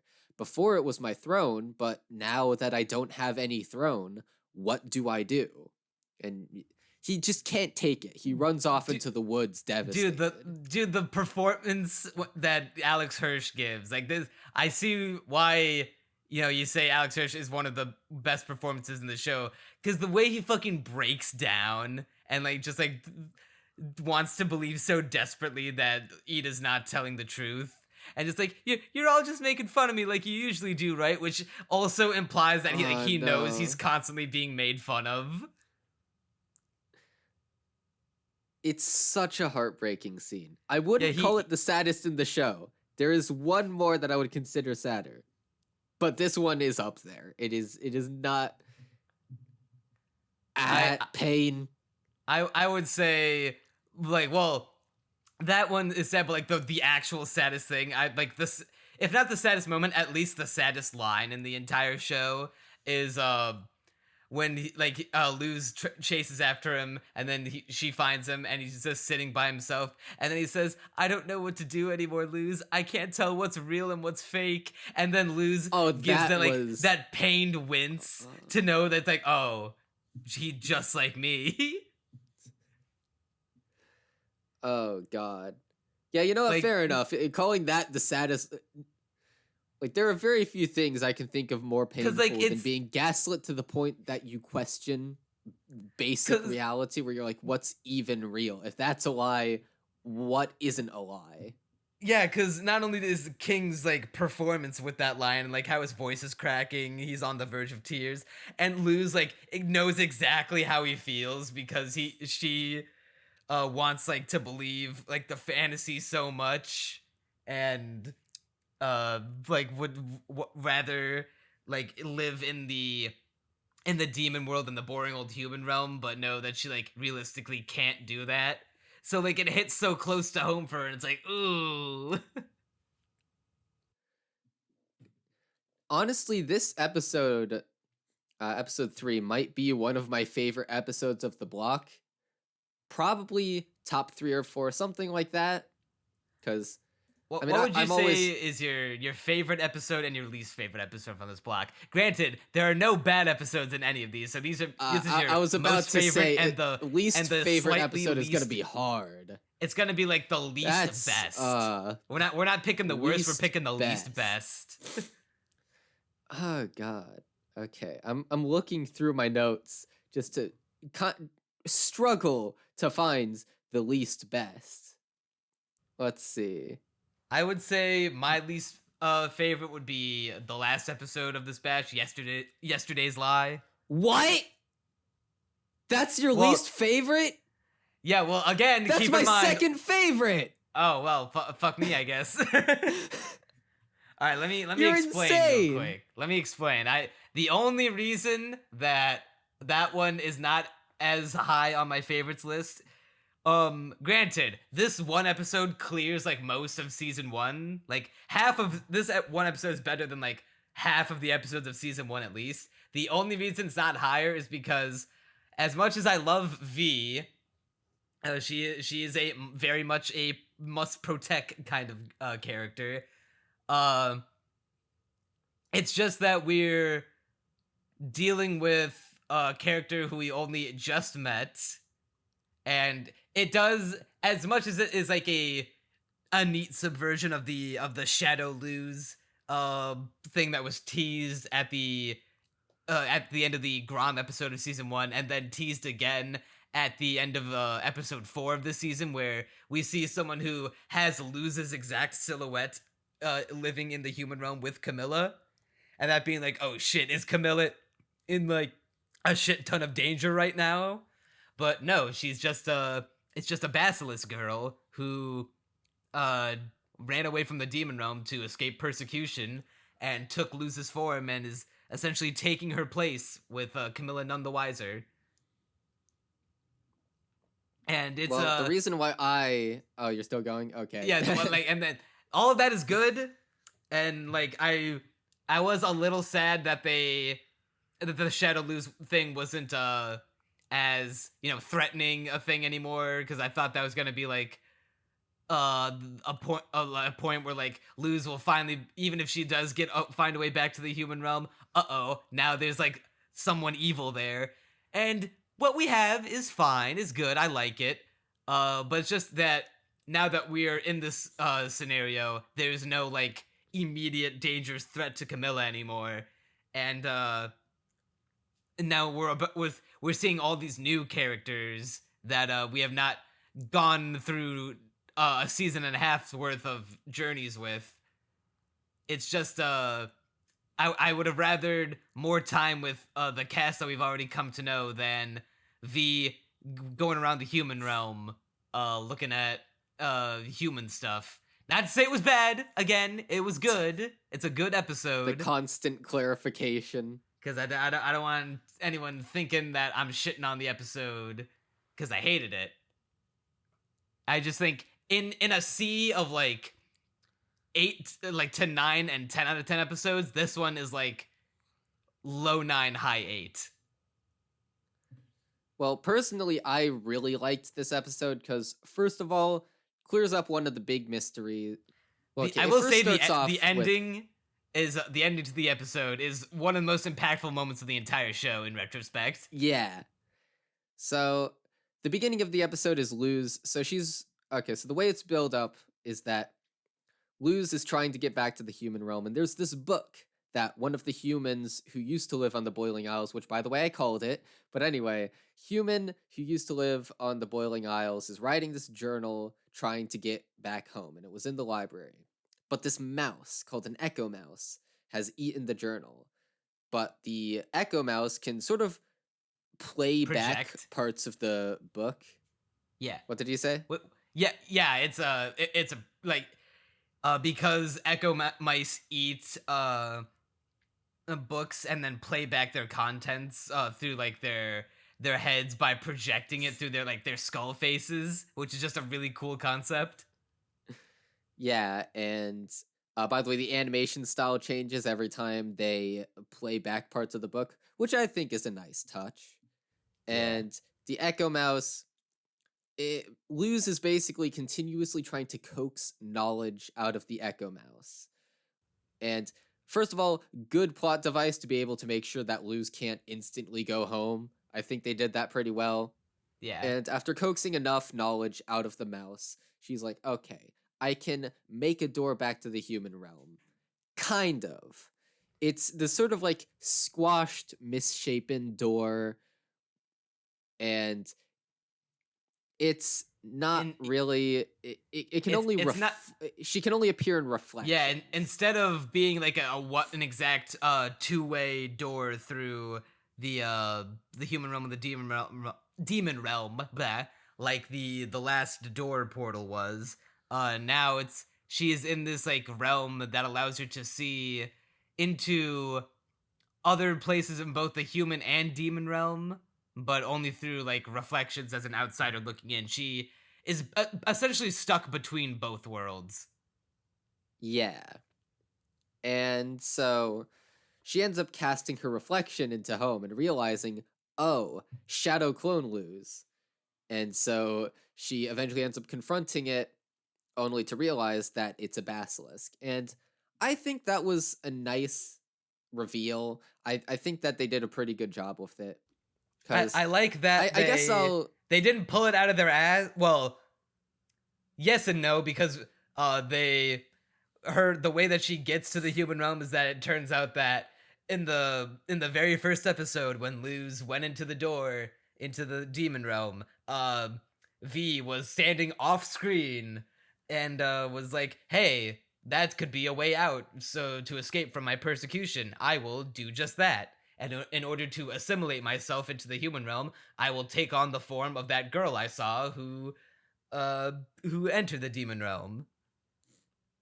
And they do establish a bit of a precedent by introducing a basilisk at the second half of season 1. So it's not like we're just now introducing the concept of basilisks into the Owl House.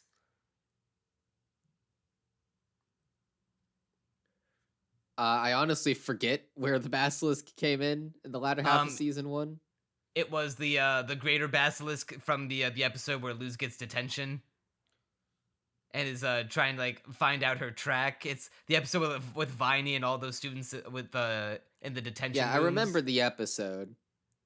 The basilisk infiltrated the school disguised as like a guy from the Emperor's Coven. Oh to try yeah, to give okay. money. Now, yeah, I remember that. Okay. Yeah, that so one. It is building off of pre-established plot points. Although I do get the impression that like they only came up with the backstory for the basilisk after writing the one episode with the basilisk that can shapeshift. But that's not Yeah, an issue. liter- That's more clever than anything. I would have just appreciated it if we at least saw like V in a like a background shot of episode 1 instead of being like, "Oh, you didn't see it, audience, but while you weren't looking, she slipped through the door." I mean, I guess you can be, although I know you're not outright upset about it, but I guess you can criticize it on that front. Although I've seen much harder ass pulls. I think this is a decent way. Like, it makes sense. It feels established enough. And also, I doubt they actually, I mean, they probably hadn't even come up with the shadow lose thing by the time episode 1 aired. That's what I would reckon. And even Well, if they they had- did, they probably didn't know how it would resolve. I think they had an idea for like definitely I think the idea for Shadow Lose was always a thing because she's introduced in well, at least the idea of an imposter impersonating Luz is introduced in season 1. Yeah, it is introduced in season 1, but also, I mean, I'm basing this off of my knowledge of how Gravity Falls worked, which is that they wrote the first 7 episodes of the show before episode 1 came out, but then the rest of it was made up like as they were going on and piecing that together. And I'm not sure if the Owl House would have been done the same way, but I get the feeling it was probably at least analogous, similar. I wouldn't be surprised if it was written in a similar way. I can't help but wonder if because this was around the time where they had a feeling that they were gonna get the boot, the axe, that maybe instead of they had like a more sinister role for Shadow Luz to play it, but then they were like, that would take too long and distract from like the more important aspects of the narrative that we want to tell. So let's do something else. Let's change it. That will be both interesting and satisfying while not like taking up too much of the audience's time. Well, see, my perspective is that, I mean, I like a good plot every now and then, and I am actually starting to get really invested in, oddly enough, the plot of the Owl House. But also, I'm an even bigger fan of any time we get introduced to a cool character. And V V is very cute. Yeah, she's Yeah. cute. Well, it also I helps like that her. she's voiced by Michaela Dietz, who was the voice of Amethyst from Steven Universe. So that was just, as soon as I heard her voice, I was like, Amethyst! Steven Universe Now that lives you say on! that, I do know what Amethyst sounds like because I watched Steven Universe as a kid, and now that you're saying that, I am putting it together. They do sound pretty similar. Yeah, they got the 1-2 punch of online fandom cringe. They got a Steven Universe character, and then they got a Sonic character in that episode. A Sonic character, where? The conspiracy theorist guy. Yeah, That's Sonic. that's Sonic. Yeah, that's Roger Craig Smith. My entire world has been shattered. I'm pretty sure that's his name, Roger Craig Smith. Is that the that's Sonic. That is illuminating, for sure. You didn't pick up on it? Well, I know you're not much of a gamer, but I was surprised you didn't pick up on it. No, I didn't pick up on it. That's and crazy. Now thinking back to his voice, I mean, I'm still not picking up on it. Well, 'cause, here's like- the thing. He plays both Warden Wrath, who is like the warden from the first episode of the prison, and also that guy, his name was Jacob in this episode, who was the conspiracy theorist. But for Wrath, like you would not be able to tell that was the voice actor for Sonic the Hedgehog because he's not doing the Sonic voice, he's doing like a deep, intimidating, tough guy voice. But no, the Jacob voice, it's literally Sonic. I mean, now that I'm thinking back on it, it's a little clearer to me. I put together the Basilisk being the voice actor for Amethyst quicker, though, not gonna lie. Yeah, I Although guess I maybe should it's because I specify. have more specify that it's experience with Amethyst. I was gonna say I should specify that it's video game Sonic and not movie Sonic. If you maybe are conflating the two in your head. No, I don't know what movie Sonic sounds like at all. He sounds like Ben Schwartz. He sounds like John Ralphio from Parks and Rec. Haven't seen that either. But anyway, I like characterization. That's like one of my biggest draws to any show. And even occasionally seeing a good one-off character can be, better to me than like some high-stakes plot reveal. And to me, Vee, fun character. I like following her around through the human realm and Luz dealing with the situation. I like how she ends up being able to live with Luz's mom as sort of like her new monster child, I guess. her new monster daughter. She will have an interview with Yeah. this monster girl. And Yeah, I emphasis like on one-off. her. Emphasis on one-off, by the way, because she's not going to be relevant until season 3. That is a little sad, but I like her, and yeah, I hope she gets a good role in season 3, because I would not mind seeing more of her. It looks like she's going to become one of the main cast now, so... That's based. That is absolutely based. Unless, of course, they And- just have her in that first episode before they inevitably find a way back to... Well, no spoilers, but I have a feeling that she... From the cover art and the promo art for season 3, it looks like she's going to be a member of the main cast, but they could also just as quickly write her out because she obviously does not have a connection with anyone outside of Luz and Camila. Yeah. And I there's mean, probably hey, not I enough guess time I'll- to establish meaningful connections with, Amity, Willow, Gus, and Hunter. I guess we'll figure it out in due time.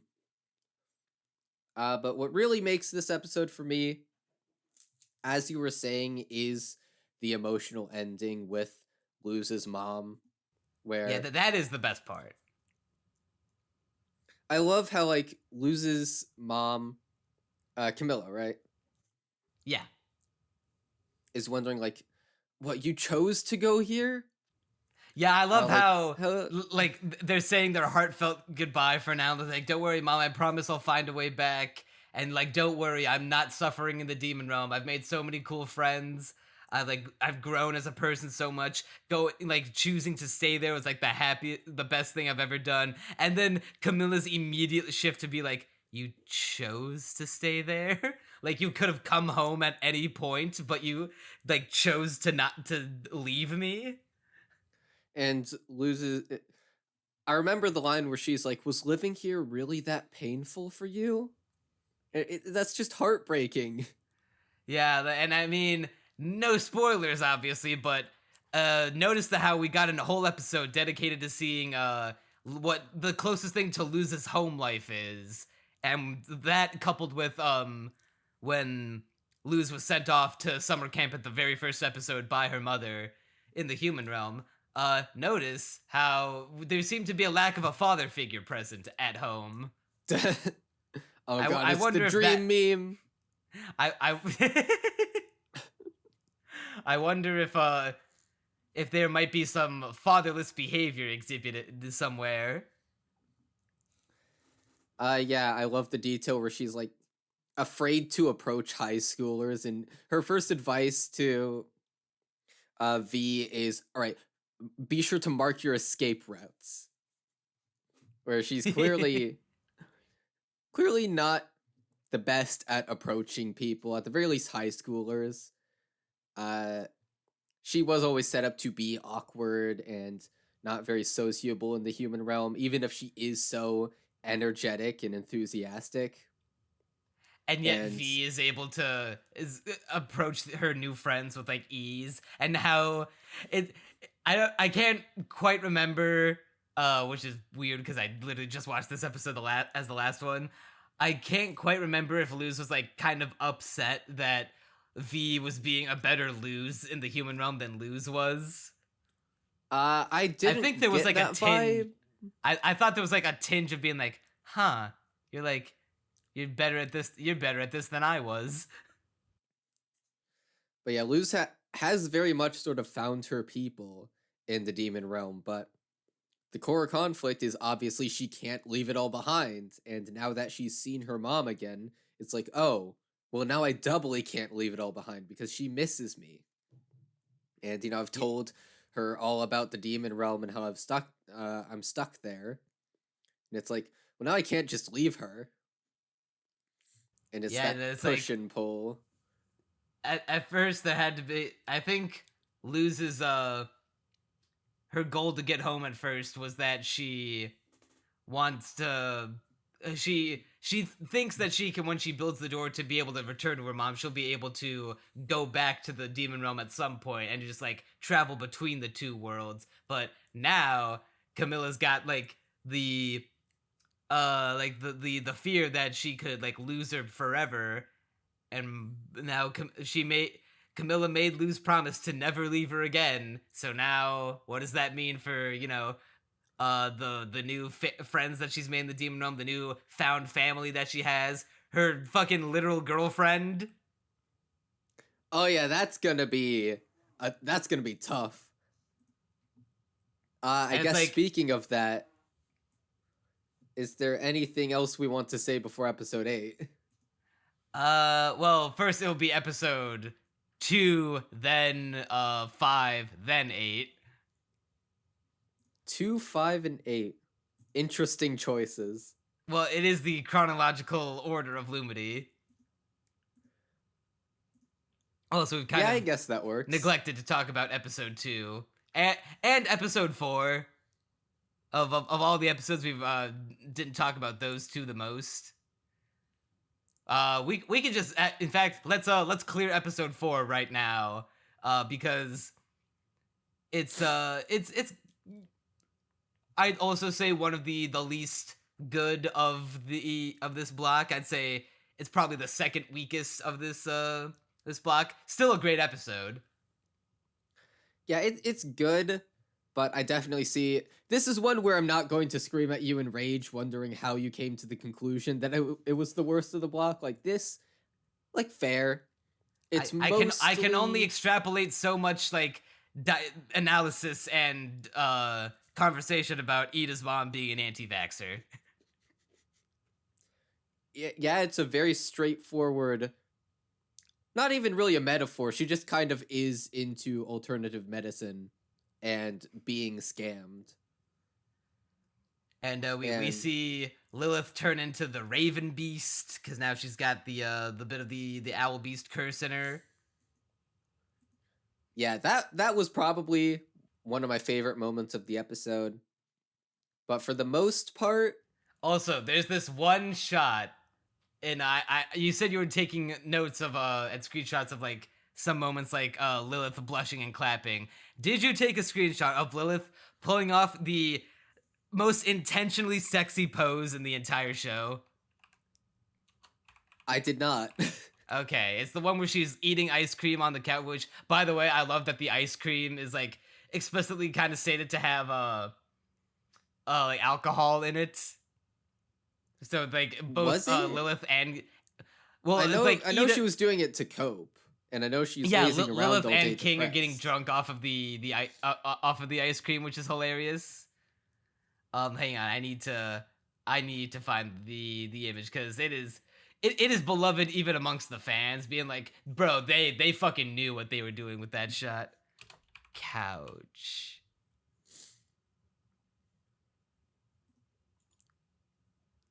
Here it is. I must see That one. All right, I see where you're. Why is she sprawled like that? It's so low res. It's supposed to be a GIF, but Google Images does not like it when you copy like that. Well, anyway, the episode on the whole is basically Lilith feels ignored by her mom, whereas Eda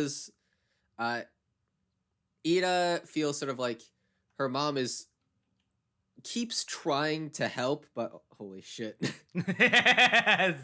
Sorry, I didn't mean to derail you. I just had to post. No, you're fine. You're absolutely Lilith fine. on the blacked couch.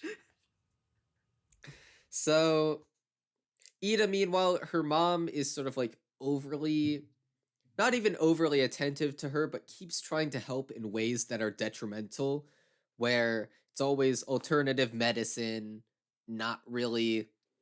She despises the potions. She's convinced that the potions are actually harming her. And she's like, we'll get you off of those wretched things, those disgusting things. Literally to the extent of just robbing her of all the potions, just going through her entire house, taking them all, and causing Eda and Lilith to both turn into their respective beasts. And her lesson, their mom's lesson is basically, don't be, it's literally trust the science, bro. Basically the message. And she does sort of come to terms with the fact that she's been ignoring Lilith. Although it is interesting to point out that the moment she realizes it is when she realizes that Lilith is also cursed and needs the same treatment as Eda. Yeah, she spent so long trying to do away with the curse instead of it just accepting that it's a part of her. Like, even to the point of, like, pretty much neglecting Lilith. Yeah. One of the most, kind of, I wouldn't say heartbreaking, but kind of depressing lines is when Lilith is like, so Eda's like, oh my god, you visit me every year with, like, this new so-called cure to my curse. And Lilith's like, she regularly visits you? What? She never does that for me. And I also love the moment where her and King are both talking each other into being like, basically hating their parents. Like, oh, my dad never came for me. He was never there for me. Screw him. I don't even want to see him anymore. He's gonna have to come to me. Yeah, and just then great Hooty comes moment. in and be like, hey, Eda gets that stuff from the night market, right? And then Lilith goes, are you my mother? Because that is an awful lot of judgment. Oh yeah, we also, I know this was like over an hour and a half ago, but we neglected to mention that Lilith gives Hooty the nickname Hootsifer, which is precious. It's so good. Dude, I just love their friendship so much. But here, I'm looking through the episode. I don't think there's much else I need to say. Yeah, not much outside of the fact that they kind of make light of Eda's apple blood / alcohol addiction, and which is very funny how they kind of, they don't, not romanticize it, but like make fun of it. Like we're using her addiction to this substance to lead her into all these traps. Ain't that funny? Yeah, I mean, it is funny, so. Oh, and also, I guess this is worth mentioning, although we kind of went into it. They tease the lose clone thing more, and I have in my notes, I'm sending it right now, quite a few words to say about that development. Let's see. What the fuck? What? Lose clone? What? Transcribed. Yep, that is literally my note. Oh, don't worry, I have even crazier ones when we get to the Lumity stuff. Yeah, so now this is where we talk about, this is the part of the podcast where we talk about Lumity for over an hour. So, Luz and Amity are gay. What? News to me!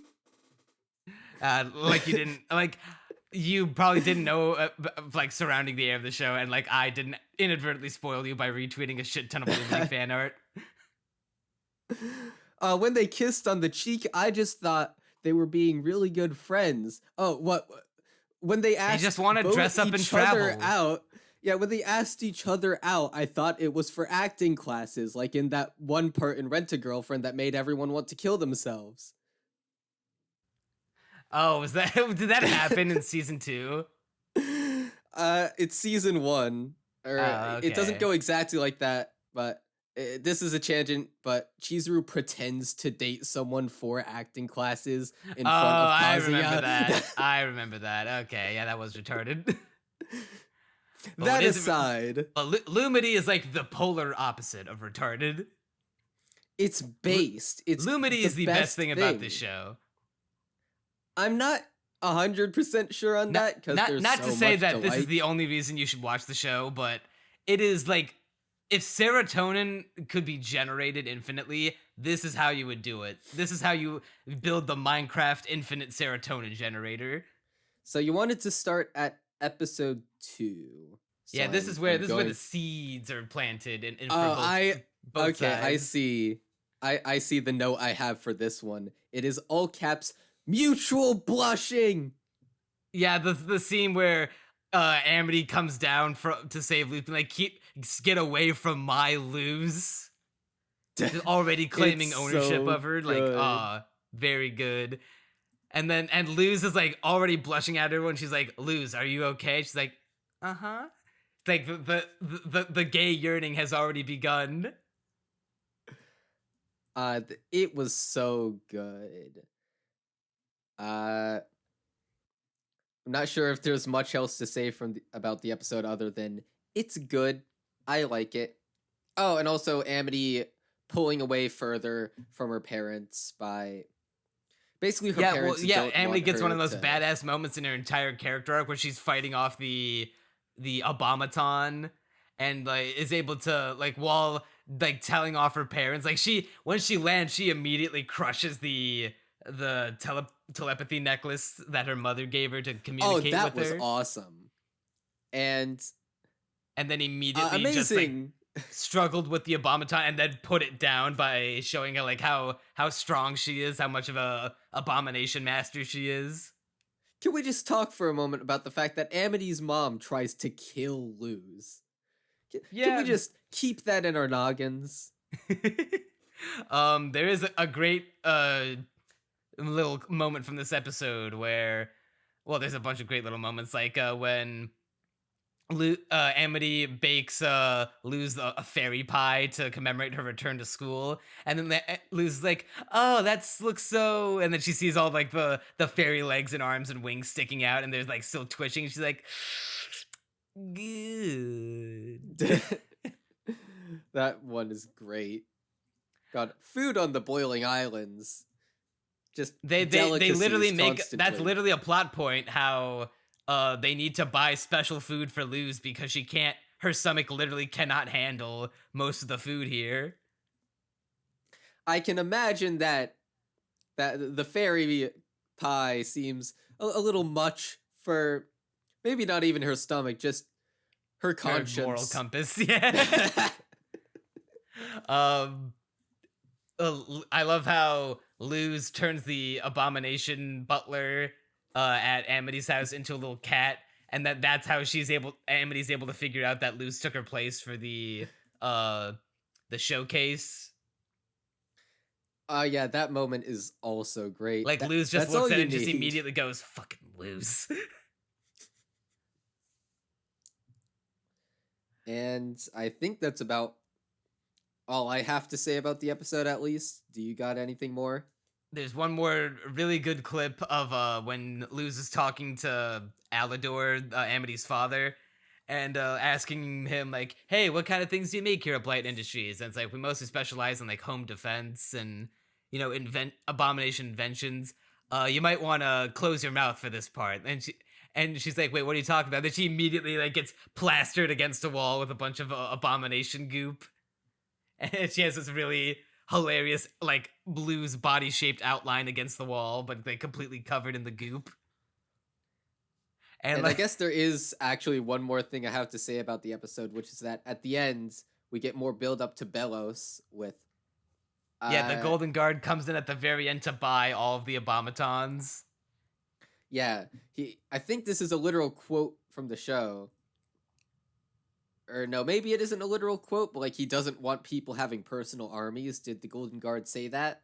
Yeah, he did say something along the lines of like, yeah, Belos doesn't want citizens to have like private armies. Like any like credible threat at all to his any possible threat to his plan or his rule, immediately quelled. Further evidence to the fact that Belos is a dictator slowly taking control over the entire country. And I wanted to make a joke about the scene where Luz gets plastered against the wall. Like, if I had the time and the technical know-how in Premiere, I would find a way to change the Abomination goo from purple to white. No! No! It's too good, man. Come on. It's not. Yeah, tell me you would, if you saw that, you wouldn't laugh.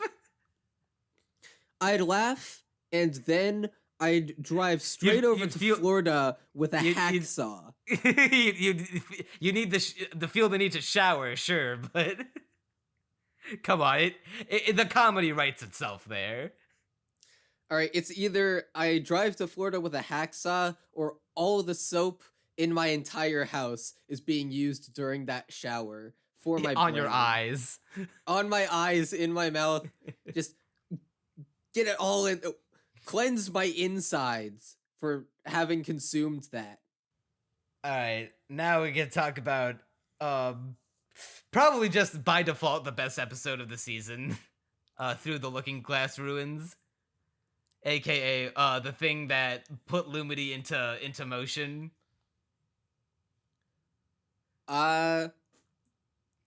Definitely not the best episode of the season, but I cannot tell you the last time I popped off during watching an episode of television, but yeah, okay, I popped off at the end of this one.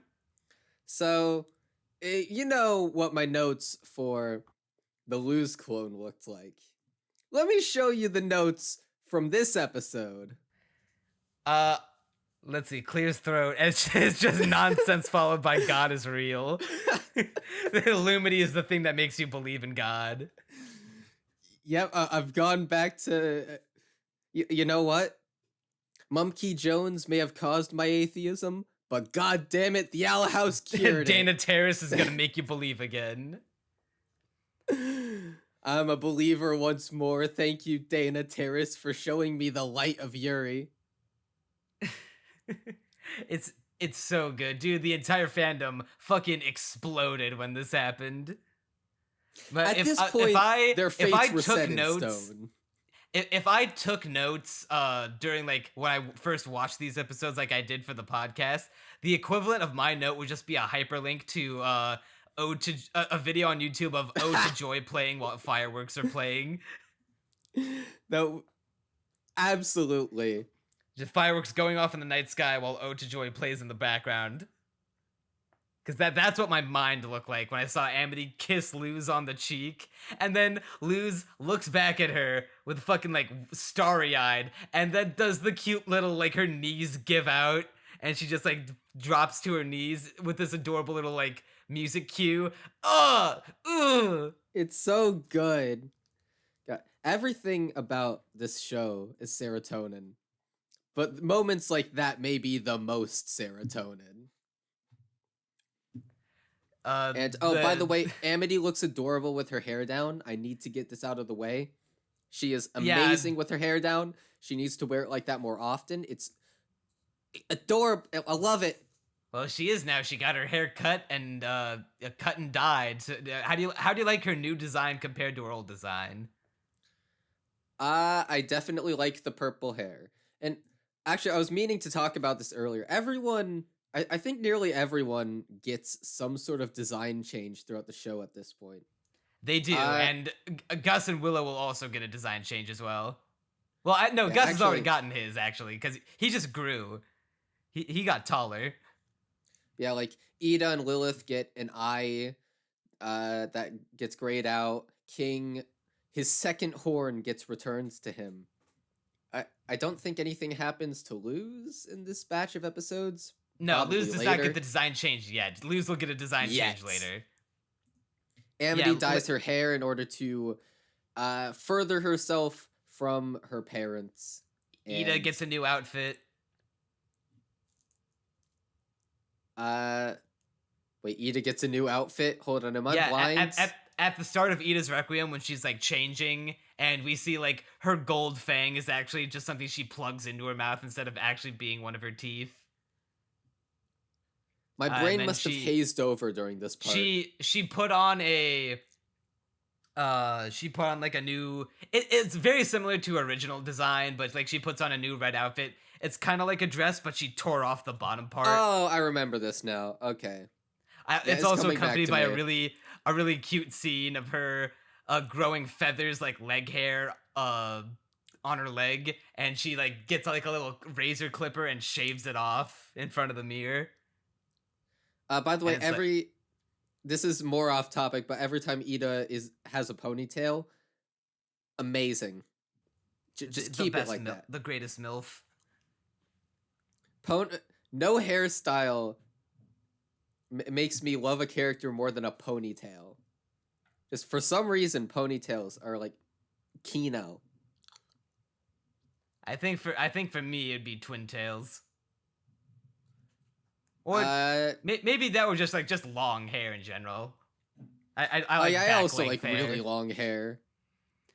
So Luz is going while Gus is on his little like A plot that no one gives a shit about. The characters that actually matter. Luz is heading over to the library, and then she sees Amity with her hair down, like hanging out with the kids, being like, "Hey, if you give me my hairband back, I'll read you a story."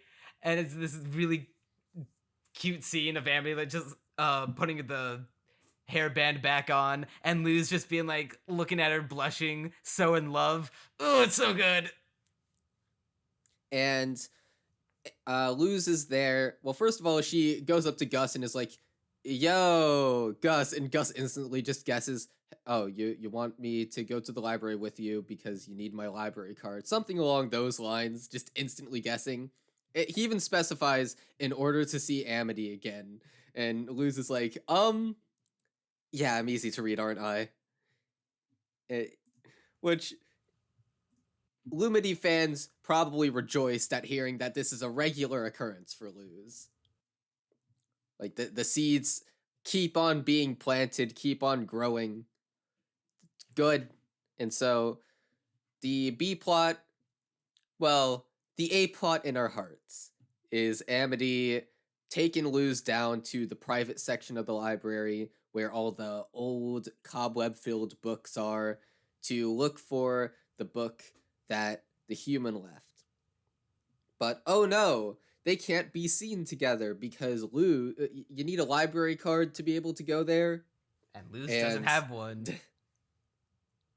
And Amity, wanting to be with Luz so bad at the library, cannot mentally handle just going into the library and looking for it on her own. No, she needs Luz there with her. It was meant to be, man.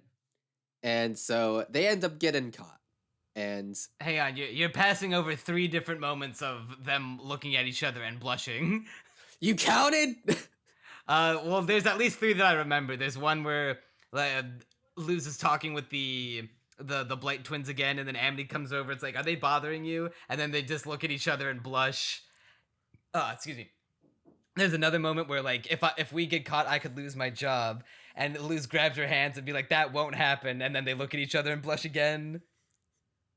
And then another great one where like they're hiding from the librarian. They're like lying next to each other on the floor. They blush. They roll away. And Amity's like, "The human realm sounds odd." And then Luz says, "Well, maybe it wouldn't be so odd if I showed you around sometime." And then Amity immediately is like, "We're getting you that fucking book." I do like that last moment quite a bit. I love the face that she makes. Like she like the brain, like you can see the neurons activating in her head. Just the monkey neuron activation image.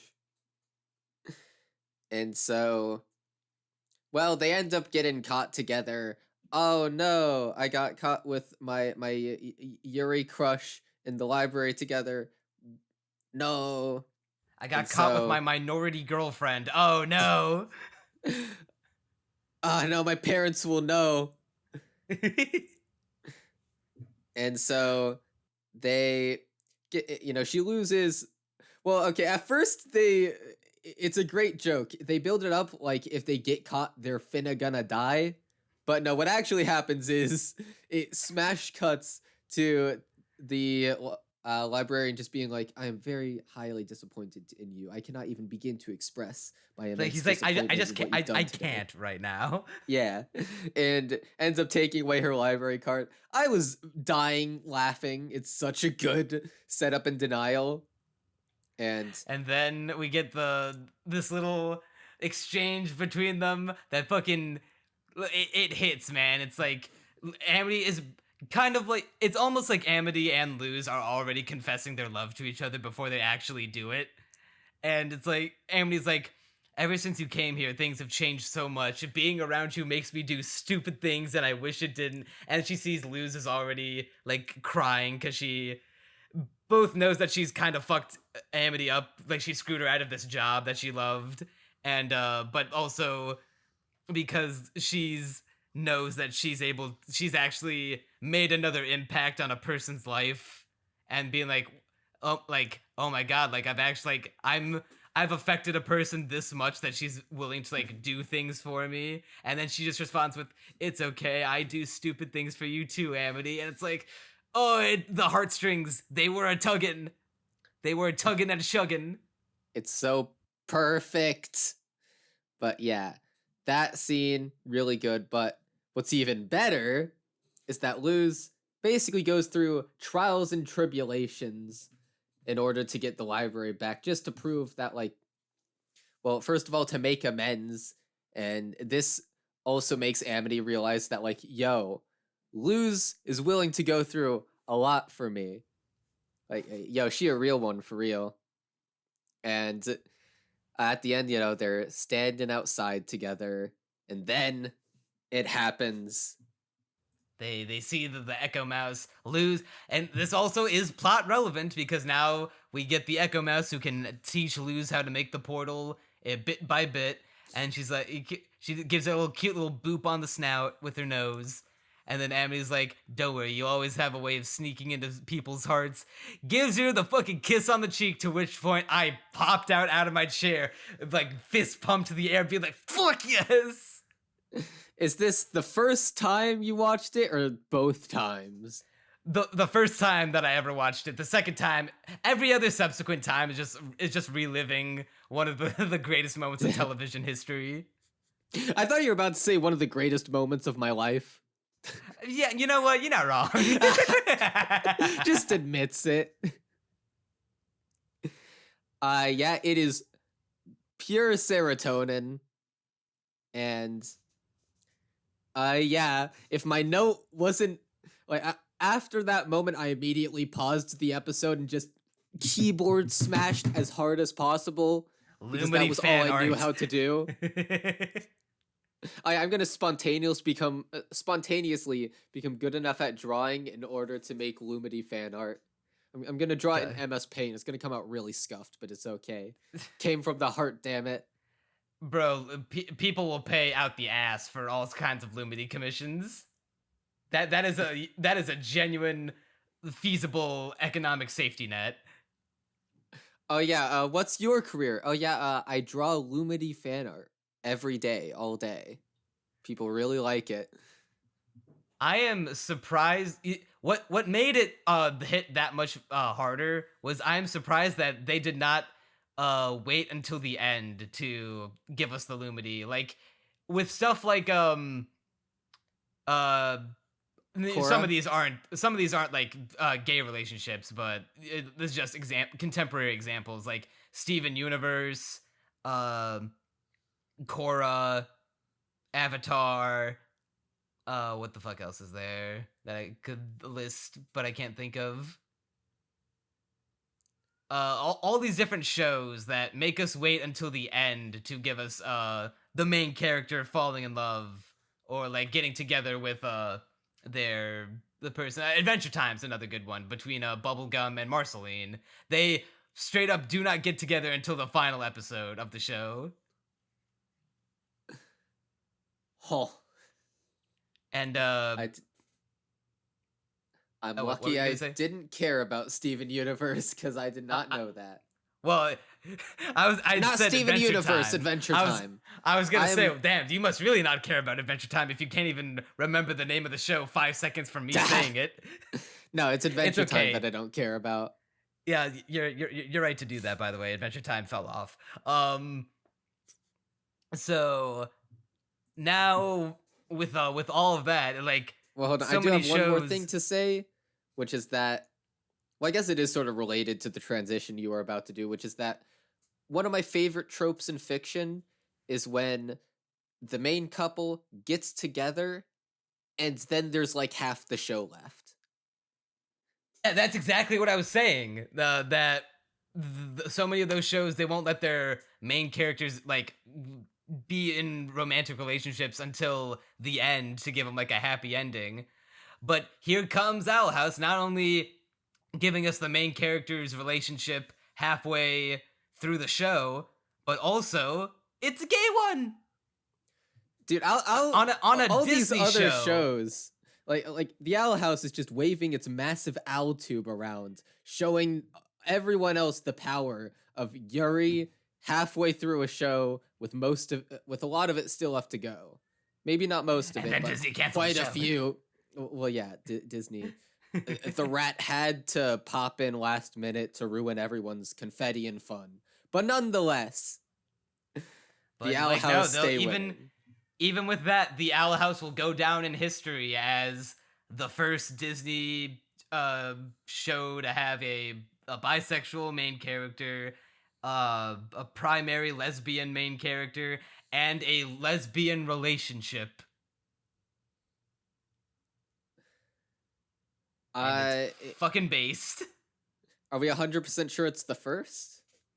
Can you, all right, name a single gay Disney relationship outside of the Well, Owl House? I can't. I definitely Exactly. can't. I'm just wondering if it really is the first because every time there's a new gay relationship from X Studio, it's always the first gay relationship from X Studio. Yeah, but Disney is the thing. Well, yeah, Disney is a foul old dumpster vermin rat that doesn't do that. Granted, not to come to Disney's aid, but not to say also that they are the only ones who were against it for a time. Cartoon Network fought Rebecca Sugar very hard to dispel any notion that, oh, you know, there's the wedding for Garnet, because you know about Garnet, right? Yeah, Garnet is I fusion. Think two people fused together. The one Cyclops girl and the other Ruby and small dude. Sapphire. Yeah, they're like a gay lesbian wedding was on like televised on a children's animated program, and it was the first of its kind, and it was based, and it almost ended the show, or it almost even make the cut, because Cartoon was like fighting it so hard, like, no, we can't, and Rebecca Sugar's like, fuck you, you can, and then it happened, and we all stay winning. I mean, yeah, to be fair, people freaked out when Arthur had a gay wedding too. So there is precedent for people going sicko mode. Not to shit on that one, but that the thing with the Arthur gay wedding is that it was for a character who had been around for like a decade and a half that I think they just made gay. It was one of those things where it's like I'm pretty sure, I'm not 100%, but I'm pretty sure that, what was it, like the teacher character, Mr. like Ratburn or whatever? Yeah. I mean, I'm fairly positive he was not like intended to be gay from his inception within the Arthur show. I mean, the backlash I heard was more reactionary than that, whereas if someone gave me that explanation, I'd be like, fair enough. Yeah, I mean, I don't care one way or the other. I'm just saying, like, I'm not as wowed by that. If only because it's a pre-existing character who was, I don't think, originally meant to be representative of that minority. Whereas in this show, Yeah, They this was just fucking are. day one. This was ground zero. Always was, always will be. Yeah, this was I imagine from the very beginning, there were From thoughts swirling Inception. around in their head, being like, all right, let's just create the best thing. And then And that's the end of unlike the sentence. unlike in like a Disney movie, like fucking what was it? What was that shitty fantasy one? Uh, Fuck, what was it Be more called? specific. Be more specific. The trolls and the elves and the like people living in the in like realistically with the dad who had the legs. Fuck, I should know what it's called. The I watched dad who every had Pixar the movie. legs. How He was only a pair Monsters, of legs. Inc? No, not Monsters Inc. It was the one with Tom Holland and Chris Pratt. They were brothers. I don't recognize actors at all. Fuck. What was it called? Brave? No, not Brave. How am I forgetting? What was it called? Onward. It was called Onward. What the fuck is Onward? It came out in 2020. It was if you looked at it, you'll probably remember. Here, I'm actually gonna look that up. Onward.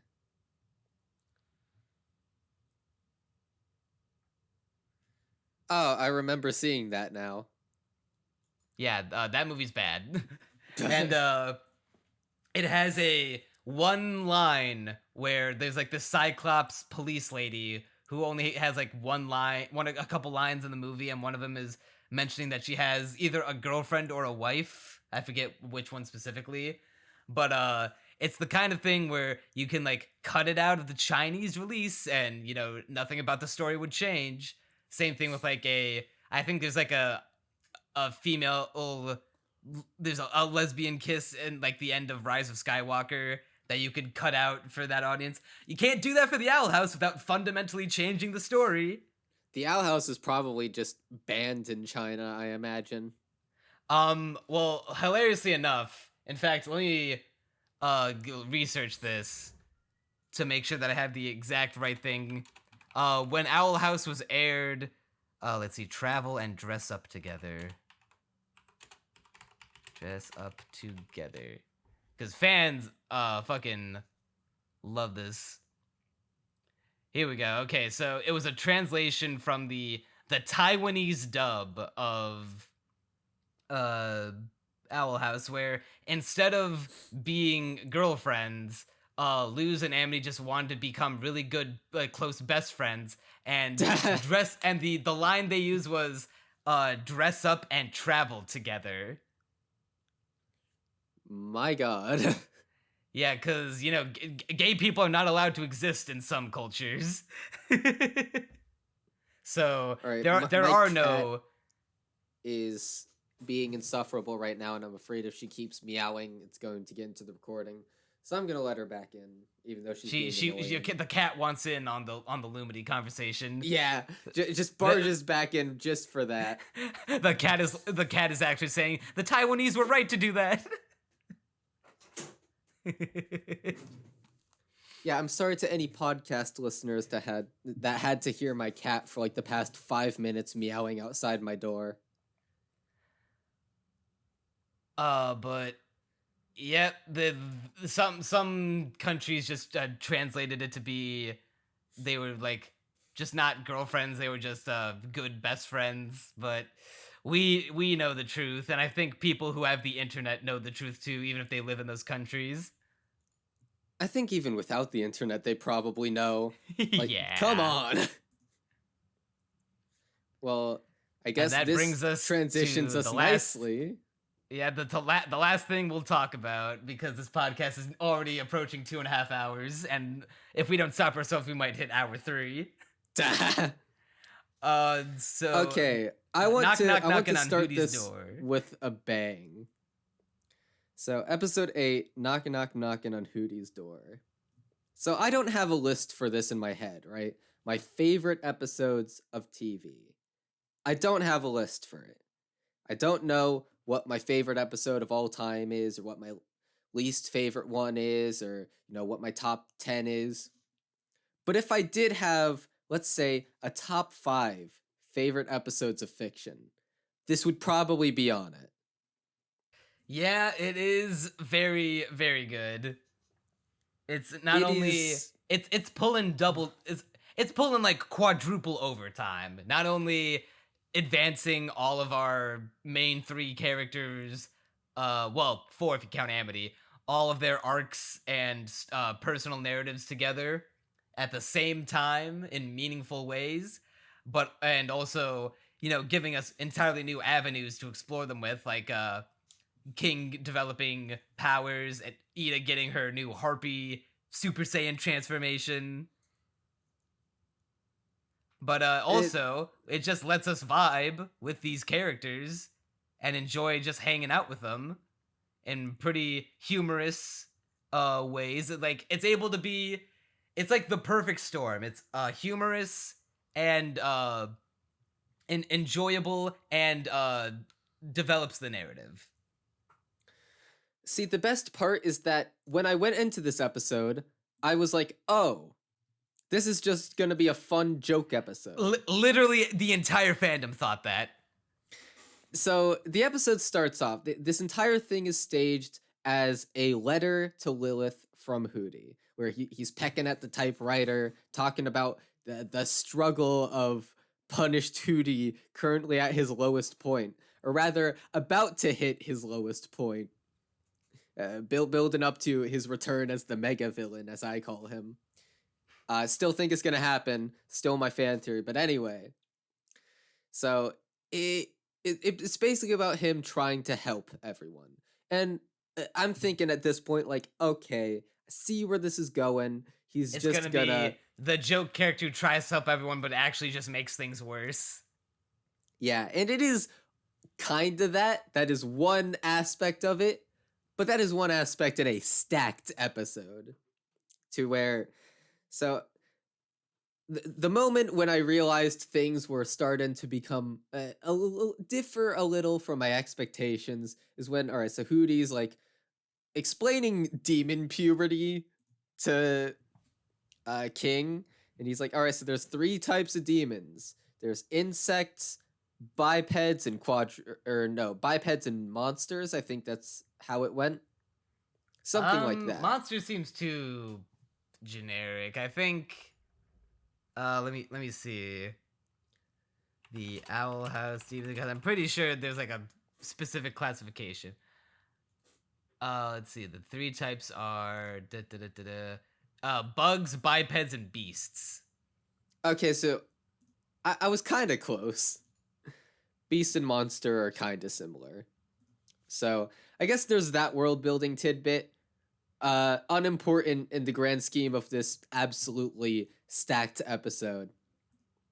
And so King, out of rage, just has an emo screech and ends up using that to destroy things. And Hooty doesn't realize what he's done, where he's actually taught King a new power, or rather made him realize he has it. And so he goes back into his hole in the ground, crying, thinking he's a failure. And that was like, okay, so this joke episode has a little bit of, world building, a bit of development for King's character. I think most people, if that had been the most development we got in this episode, would have been like, okay, they gave the joke episode development. You know what? Pretty good. Just goes to show, the Owl House always trying to develop things even in the filler episodes. That would have been my perspective, and I think everyone would have been satisfied. And Yeah, then it takes it a step further. Before we get into that, I just want to say I love how Tiny Nose shows up again, and oh yeah, and she has like 2 really great moments where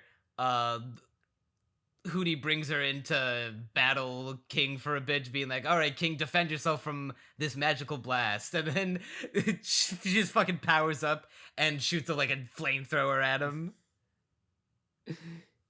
Yeah, like you said, it's a very humorous episode. And she pulls out, and Hooty's like, I'm gonna need a blood sample. And then Tiny Nose, dressed up as a nurse, just pulls out a giant fucking needle, being like, I graduated from medical school. And I love the moment where King's so excited to see what kind of demon he is, and then Hooty's just like, "You're you. We don't actually know what type of demon you are. We took the blood sample, and it was indeterminate." But he's like trying to dress it up as some kind of like fun, good thing. Like, just be yourself, man. You're you. So good. And then we move on to Hooty trying to help Eda, where he's like, all right, so Ida's whole hang up in this episode is that she's overworking herself.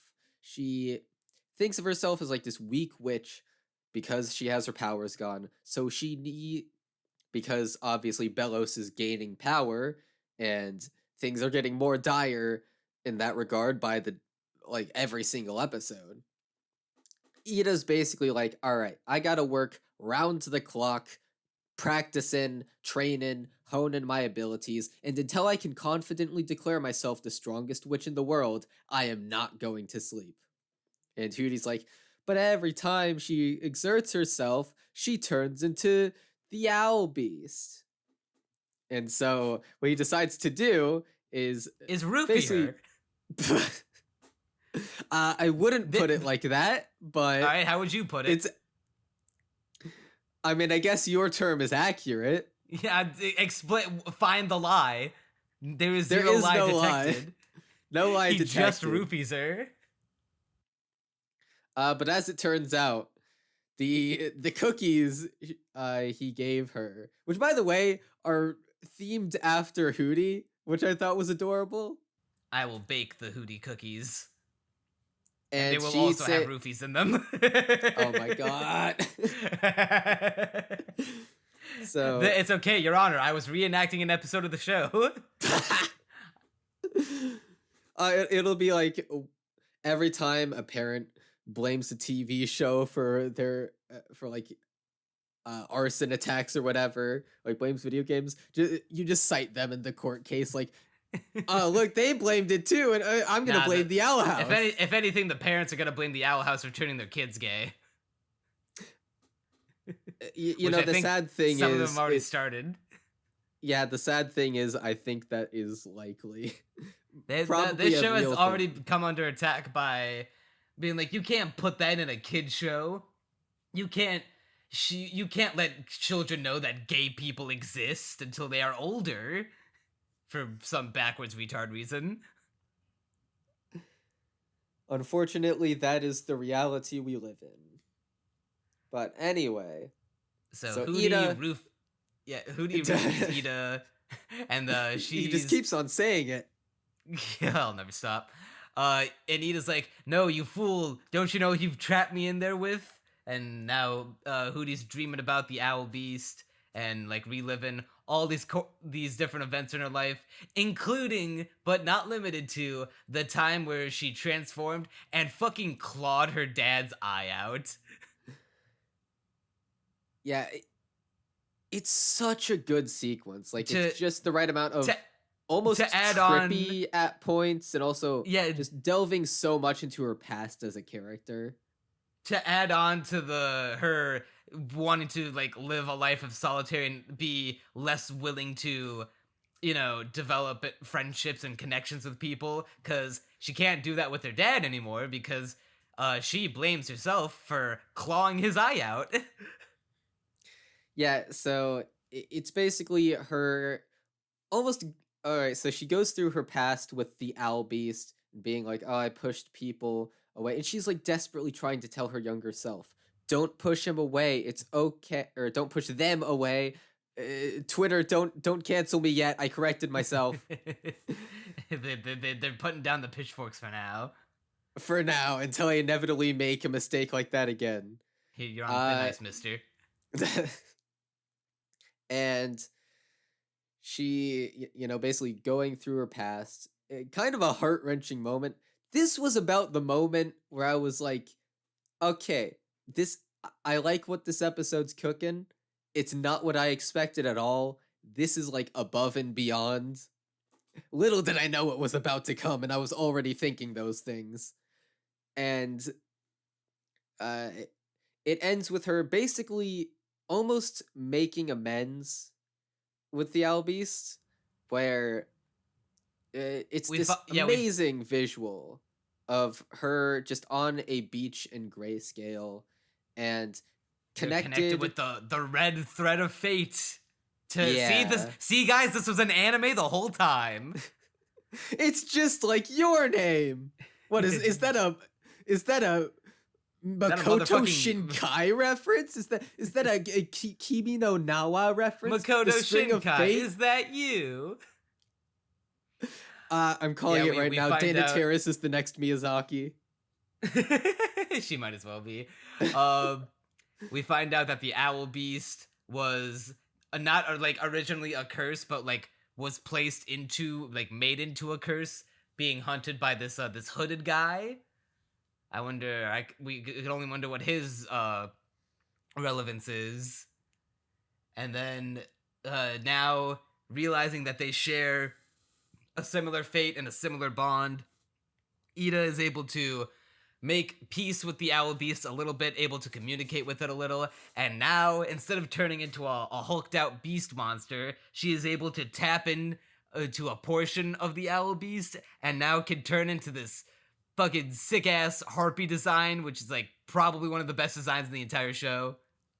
Literally, all the characters think it's the best design in the entire show. Luz is like, "Oh, girl, you are looking great," and Eda's like completely in love with it herself. She's like, "Oh, I look amazing right now." And like, I ain't gonna lie, bro. Like, I was already calling Eda a MILF, but I fear now she might just be making something inside me, seeing her like that. Oh no. And basically, both her and King have gotten power-ups in this episode, where she now can transform into the Harpy. She spends the next episode, in fact, learning how to summon the Harpy and be able to do that. And so she learns this new form. And by the way, I love the small, cute Owl Beast, where like it's just adorable. I love it. Like I said, this show has good monster design. And yeah. Oh, we totally completely forgot. I think it was the Keeping Up Appearances episode with the mom. I think there's like this one shot of the Owl Beast like twisting its head like contorted into this like nightmare demon face, which is like the scariest thing in the whole show at that point. All right. Dude, I just wanted to mention that because it's a good one. And then after this, we get to what we've all been waiting. Also, I need to. what we've all been waiting. Yeah, that was definitely what you were all waiting for. Yeah, thanks for watching the podcast. That I've been Neon Manta. That's Crunchy Bagels. You'll see us next time. And then it just ends, and it says part 2 coming next time, because they just, and then it says in parentheses, they just screamed for like 2 hours straight. We needed to split it into 2 parts, guys. Bro, low key, we could split this episode into 2 parts. One being, talking about from the beginning up until Lumity, and then Lumity onwards. That could be an episode. It wouldn't be impossible. So, first of all, the build-up to the moment is amazing. So Hooty, trying to be helpful as he is, has already roofied someone, so might as well go all in and kidnap an adolescent girl. Just because. Mind you, by the way, he did not just kidnap her, he vored her. Oh, yeah. No, Don't put it like that. Well, how else? He vored her and then coughed her up. So how you talk about these things is you just don't. You just pretend it didn't happen. Just be as vague as possible. So anyway. It also implies that Hooty can stretch as far as going to Amity's house and then just take her and then drag her all the way back. So Hooty once again showing off why he is the most powerful life form in the entire universe. Yeah, see, I keep on saying it. He's the mega villain. He's the most powerful character in this show. He could be Goku. At the in like the like penultimate episode of the show, he's gonna come down from on high like Sephiroth in Final Fantasy VII, and then stab like impale Amity through the chest. Oh yeah, that's what's going to happen. It's going to be the ultimate showdown between Luz and Hooty. Hooty the victor. He's gonna give the show the bad ending. His owl chaos will descend on the world. It'll be like the 10 plagues from the Bible, but Hooty. I sent the storm, I sent the horde, but Hooty is the Lord. I keep on saying it's going to happen. Well, only time will tell. Yeah, Hooty Ford kidnapped Amity, brought her to the Owl House basement, to further, like, adding to the list of reasons why Hooty's going to jail. They have an adorable little hug, where they fall on each other, and then added to the blush counter. God, the blush counter is at like how much? Like 17 billion at this point. And so and then they fall onto this tunnel of love ride, and there's this and it's all like mushy gushy lovey dovey, and set up to think that Luz is trying to, woo Amity.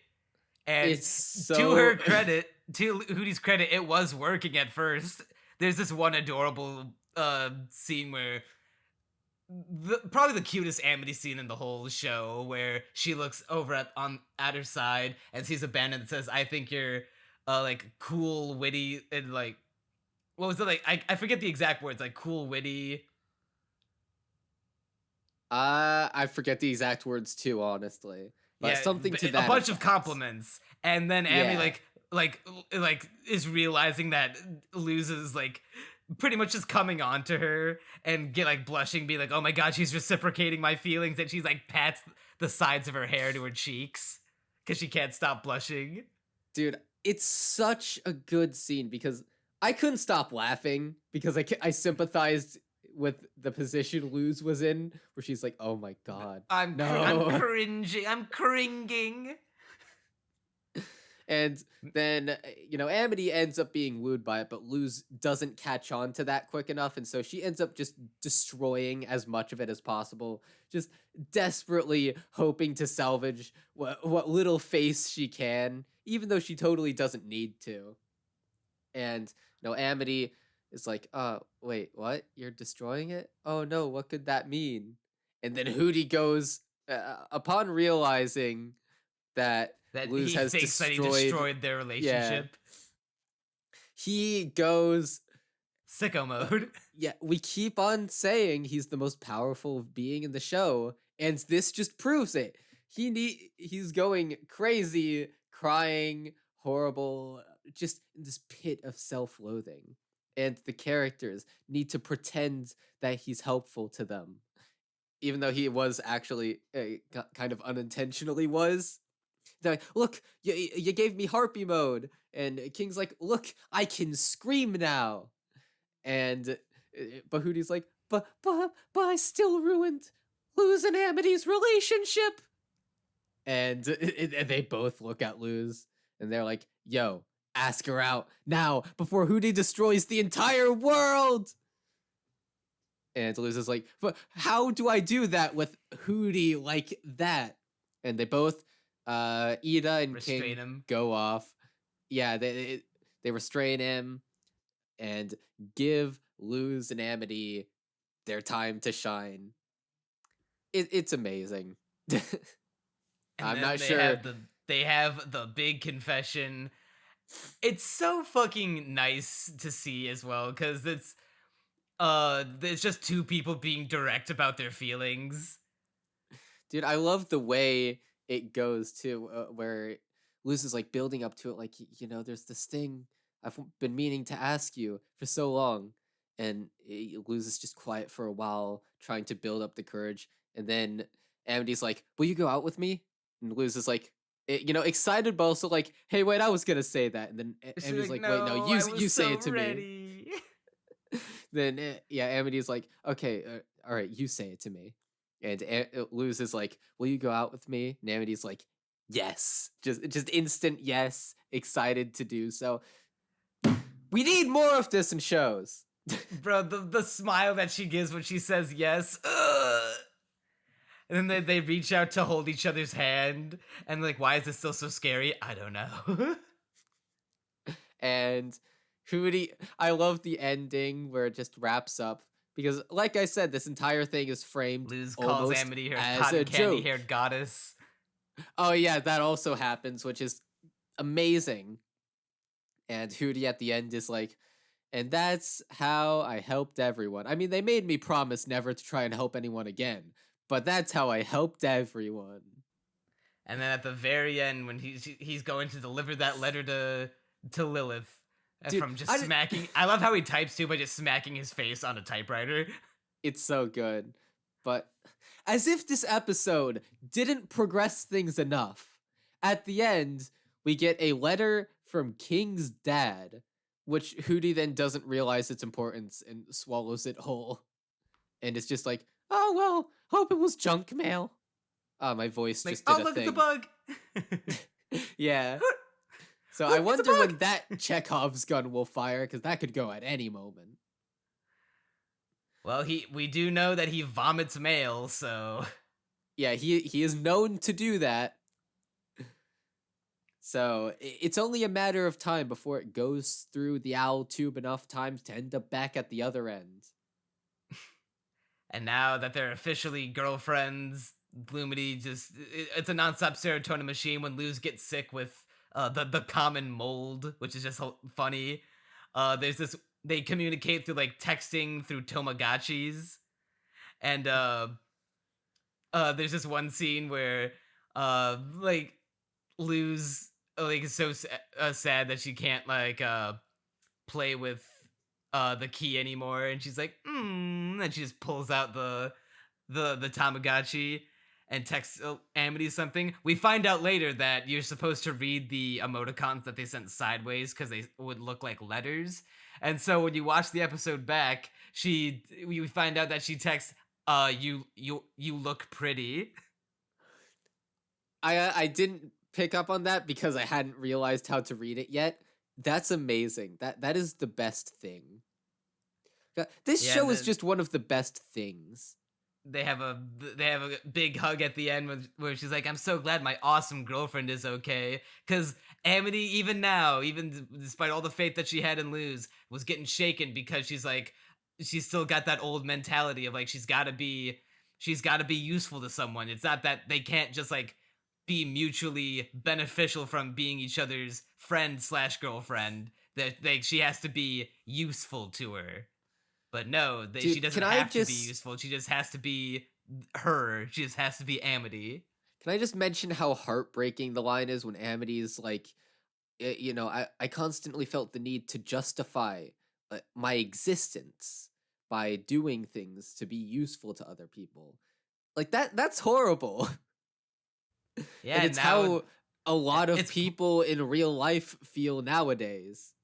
And it's part of why their relationship is one of the best things about the show, because they're able to, it's much like, it's not unsimilar to Kitagawa and Gojo from Dress Up Darling, where it's an incredibly healthy relationship, not just because, you know, it's a good relationship and there's no problems, but because they bring out the best in each other. Like, being around each other makes them better people, and like they help each other. They see when the other is hurting or like going through something, and they do whatever they can to benefit them, to help them through whatever's troubling them. And then they both come out the other side better people, a better couple, and stronger, and it's just good to see. I mean, I'm a fan of any time a couple, one of them takes care of the other while they're sick. And so seeing that in episode 9, right after they've confessed to each other, perfect follow-up. Absolute amazing brilliance. I'm running out of ways to call this show good. And I'm to running out think of we haven't even gotten synonyms. to one of the best episodes. Well, see, now that you've told me that Hooty's Door is one of your favorite episodes of television of all time, now I'm starting to question, just also because you have it's clear that you have like a different we just have different values on what would make us what we like look for in shows and in media. So I'm still confident that my favorite episode, or at least the show episode I think is the best in the series thus far, will crack your like favorite episodes of the Owl House, but it's probably not going to supplant Hooty's Door now. I mean, hey, time will tell. I'll probably figure out what episode you're telling. Unless you value near Maiden Abyss levels of fuck. Of going, damn, what the fuck? I mean, I am a Maiden Abyss fan, so clearly I value it on some level. But yeah, And I'll probably know what episode you're talking about when we get there. And with that, I think that'll bring us to the conclusion of this podcast. This is a long boy. We talked about 10 episodes for probably almost as long as they. Well, no, probably not quite that long. You could watch the 10 episodes. Well, no, 10 episodes of a 24-minute show is like 4 hours, so nearly as long. But yeah, hey, the purpose of these podcasts, viewer, is to help you pass the time until Owl House Season 3 premieres. And then just pass the time even longer while you wait for the second episode of Season 3. Yeah, just put this on in the background and remember all the nostalgic memories of watching the Owl House. And remember the better times when you were still watching that show for the first time. Do you have any like remaining scattered thoughts? Because I just have a couple before we end things. Trying to think if I do have any. Oh, we went back to the snowy area that I was talking about in the previous episode of the Owlcast. That I said looked really cool. We neglected to mention that the conclusion of the Palisman episode, where Luz was unable to find a Palisman, Eda and King, because they love Luz so much because they're fucking family, goddammit, they went out and stole some palistrum wood, which is what you carve Palisman out of, and so at some point in the series, Luz will get her Palisman, and she's gonna make it herself. Yeah, I guess there's just a lot of Chekhov's guns being set up. King's dad sending the letter. Yeah. The Palistrum wood. There's probably more that I'm just not remembering off the top of my head. The very last thing that I want to mention, because they're gonna come into play later, is we briefly mentioned the Coven heads earlier in the podcast, and we did talk about Raine, who is the head of the Bard Coven, but we also didn't mention Darius and Eberwolf. Are they like the other people? Yeah, they are the Abomination and Beastkeeping Coven heads, respectively. Okay. The ones that Eda and Raine fought in Eda's Requiem. I mean, I don't really have much to say on them. Yeah, they only have like half an episode's worth of time at this juncture. They'll get more time to shine later, especially Darius. But right now, as far as introductions go, I definitely love their little dynamic. How Darius is like very neat and proper, doesn't like being messy, which I think he doesn't like being dirty, which is just hilarious when he is the head of the Abomination track, which is all about like this like mush, this living mush. Yeah, the powers in this show are very interesting in certain aspects. Yeah, like, how do you come up with abominations being one of the main tracks of magic in your show? Just how? And him being like the final boss of all abomination users, his unique power is that he turns himself into an abomination, which I hope sets up I hope that sets up a Chekhov's gun of Amity being able to do that at some point, and then we get to see like that's essentially a Super Saiyan transformation of her own, right? Yeah, I'd say that. Dude, if listen, we've already set the precedent of Eda getting her own anime shonen power up. I really hope that something happens to Luz and Amity, mainly Luz, because come on, it just gotta happen. I don't care if she has to fucking fuse with her palisman. I hope it happens as well, because I mean, hey, Also, it I'm a happens in fan of that kind It of happens in stuff. Steven Universe and Amphibia, so the trend is being set. Is there anything else you want to say? Nope. We've covered pretty much all of it, and the next 9 episodes are no, not 9, 11 episodes are, I would say, as a collective, even better than this first half. Legitimately, how? They might not hit the same high as Hooty's Door, but maybe I think that's a subjective thing. Of those episodes, as a collective, I'd say they hit harder than the first half of season 1. Oh, what the fuck? We forgot to mention that King is now a Clawthorn. Oh yeah, he changed his last name. Yeah, and Eda fucking cried. Because, like, King's pretty much her son now. And King's like, now we're connected forever and there's nothing you can do about it. I love that line. And King's dad did see him change his last name. So I wonder what he thinks about it. Also, Neon. Alright, so I'm looking at the podcast schedule. Alright, so The Owl House Season 2 episodes 11 to 21, Wednesday, October 12th. You think I can wait 7 days for this? You're insane.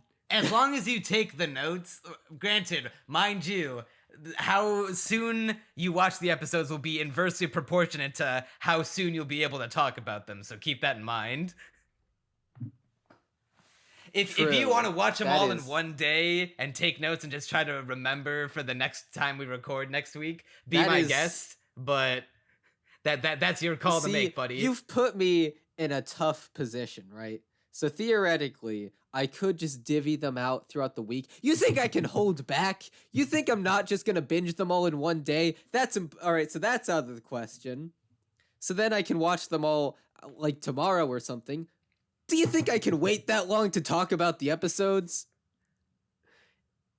Well, screwed. Look at it this way: watch Licorice Recoil first, and then you can watch The Owl House. Yeah, I guess I'll have to do it that way, pretty much. Oh, yeah, you watch Licorice Recoil, and also sprinkle in some of the new seasonals now that we've started the fall season. Oh yeah, I nearly forgot. Oh, the first seasonal cast is in 11 days. Oh god. Oh, it's in 12 days. No, wait. Nope. Wait. It's the 5th right now, and we do the first... oh, you're right. It is on the 16th. Okay, wait, yeah, hold on. 11 days. You're right. Wait. We're doing the I got seasonal confused. cast and the owl cast on the same day. Yes. Wait, what? I thought that was a mistake, but you're just like, yes.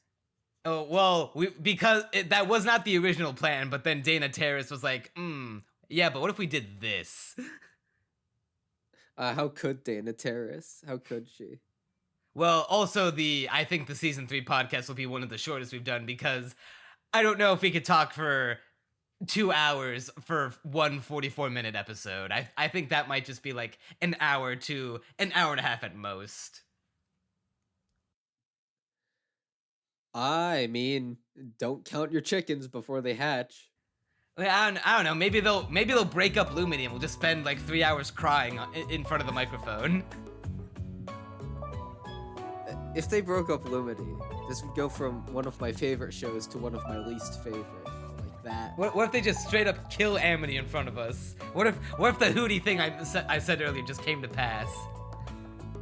Well, the Hooty thing is definitely coming to pass. I mean, he's the mega villain. Come on. He's going to destroy the world. He's going to kill everyone. And I'm with calling that, it now. I think we're approaching the 3-hour mark, so I think we gotta finally draw this one out to a close. Man, the Castaway anime guys just their podcasts go for too long. You think we can hold back when talking about Lumity? You think that's possible? We You think that talked is about even- Lumity nearly as long as we talked about the one episode of Dragon Maid Season 2. Nearly as long. Actually, I Well, wonder, no, is I this the think it was like a longest- couple episodes of Dragon Maid Season 2 to be fair, but regardless. Is this might be the longest we've talked about a single show.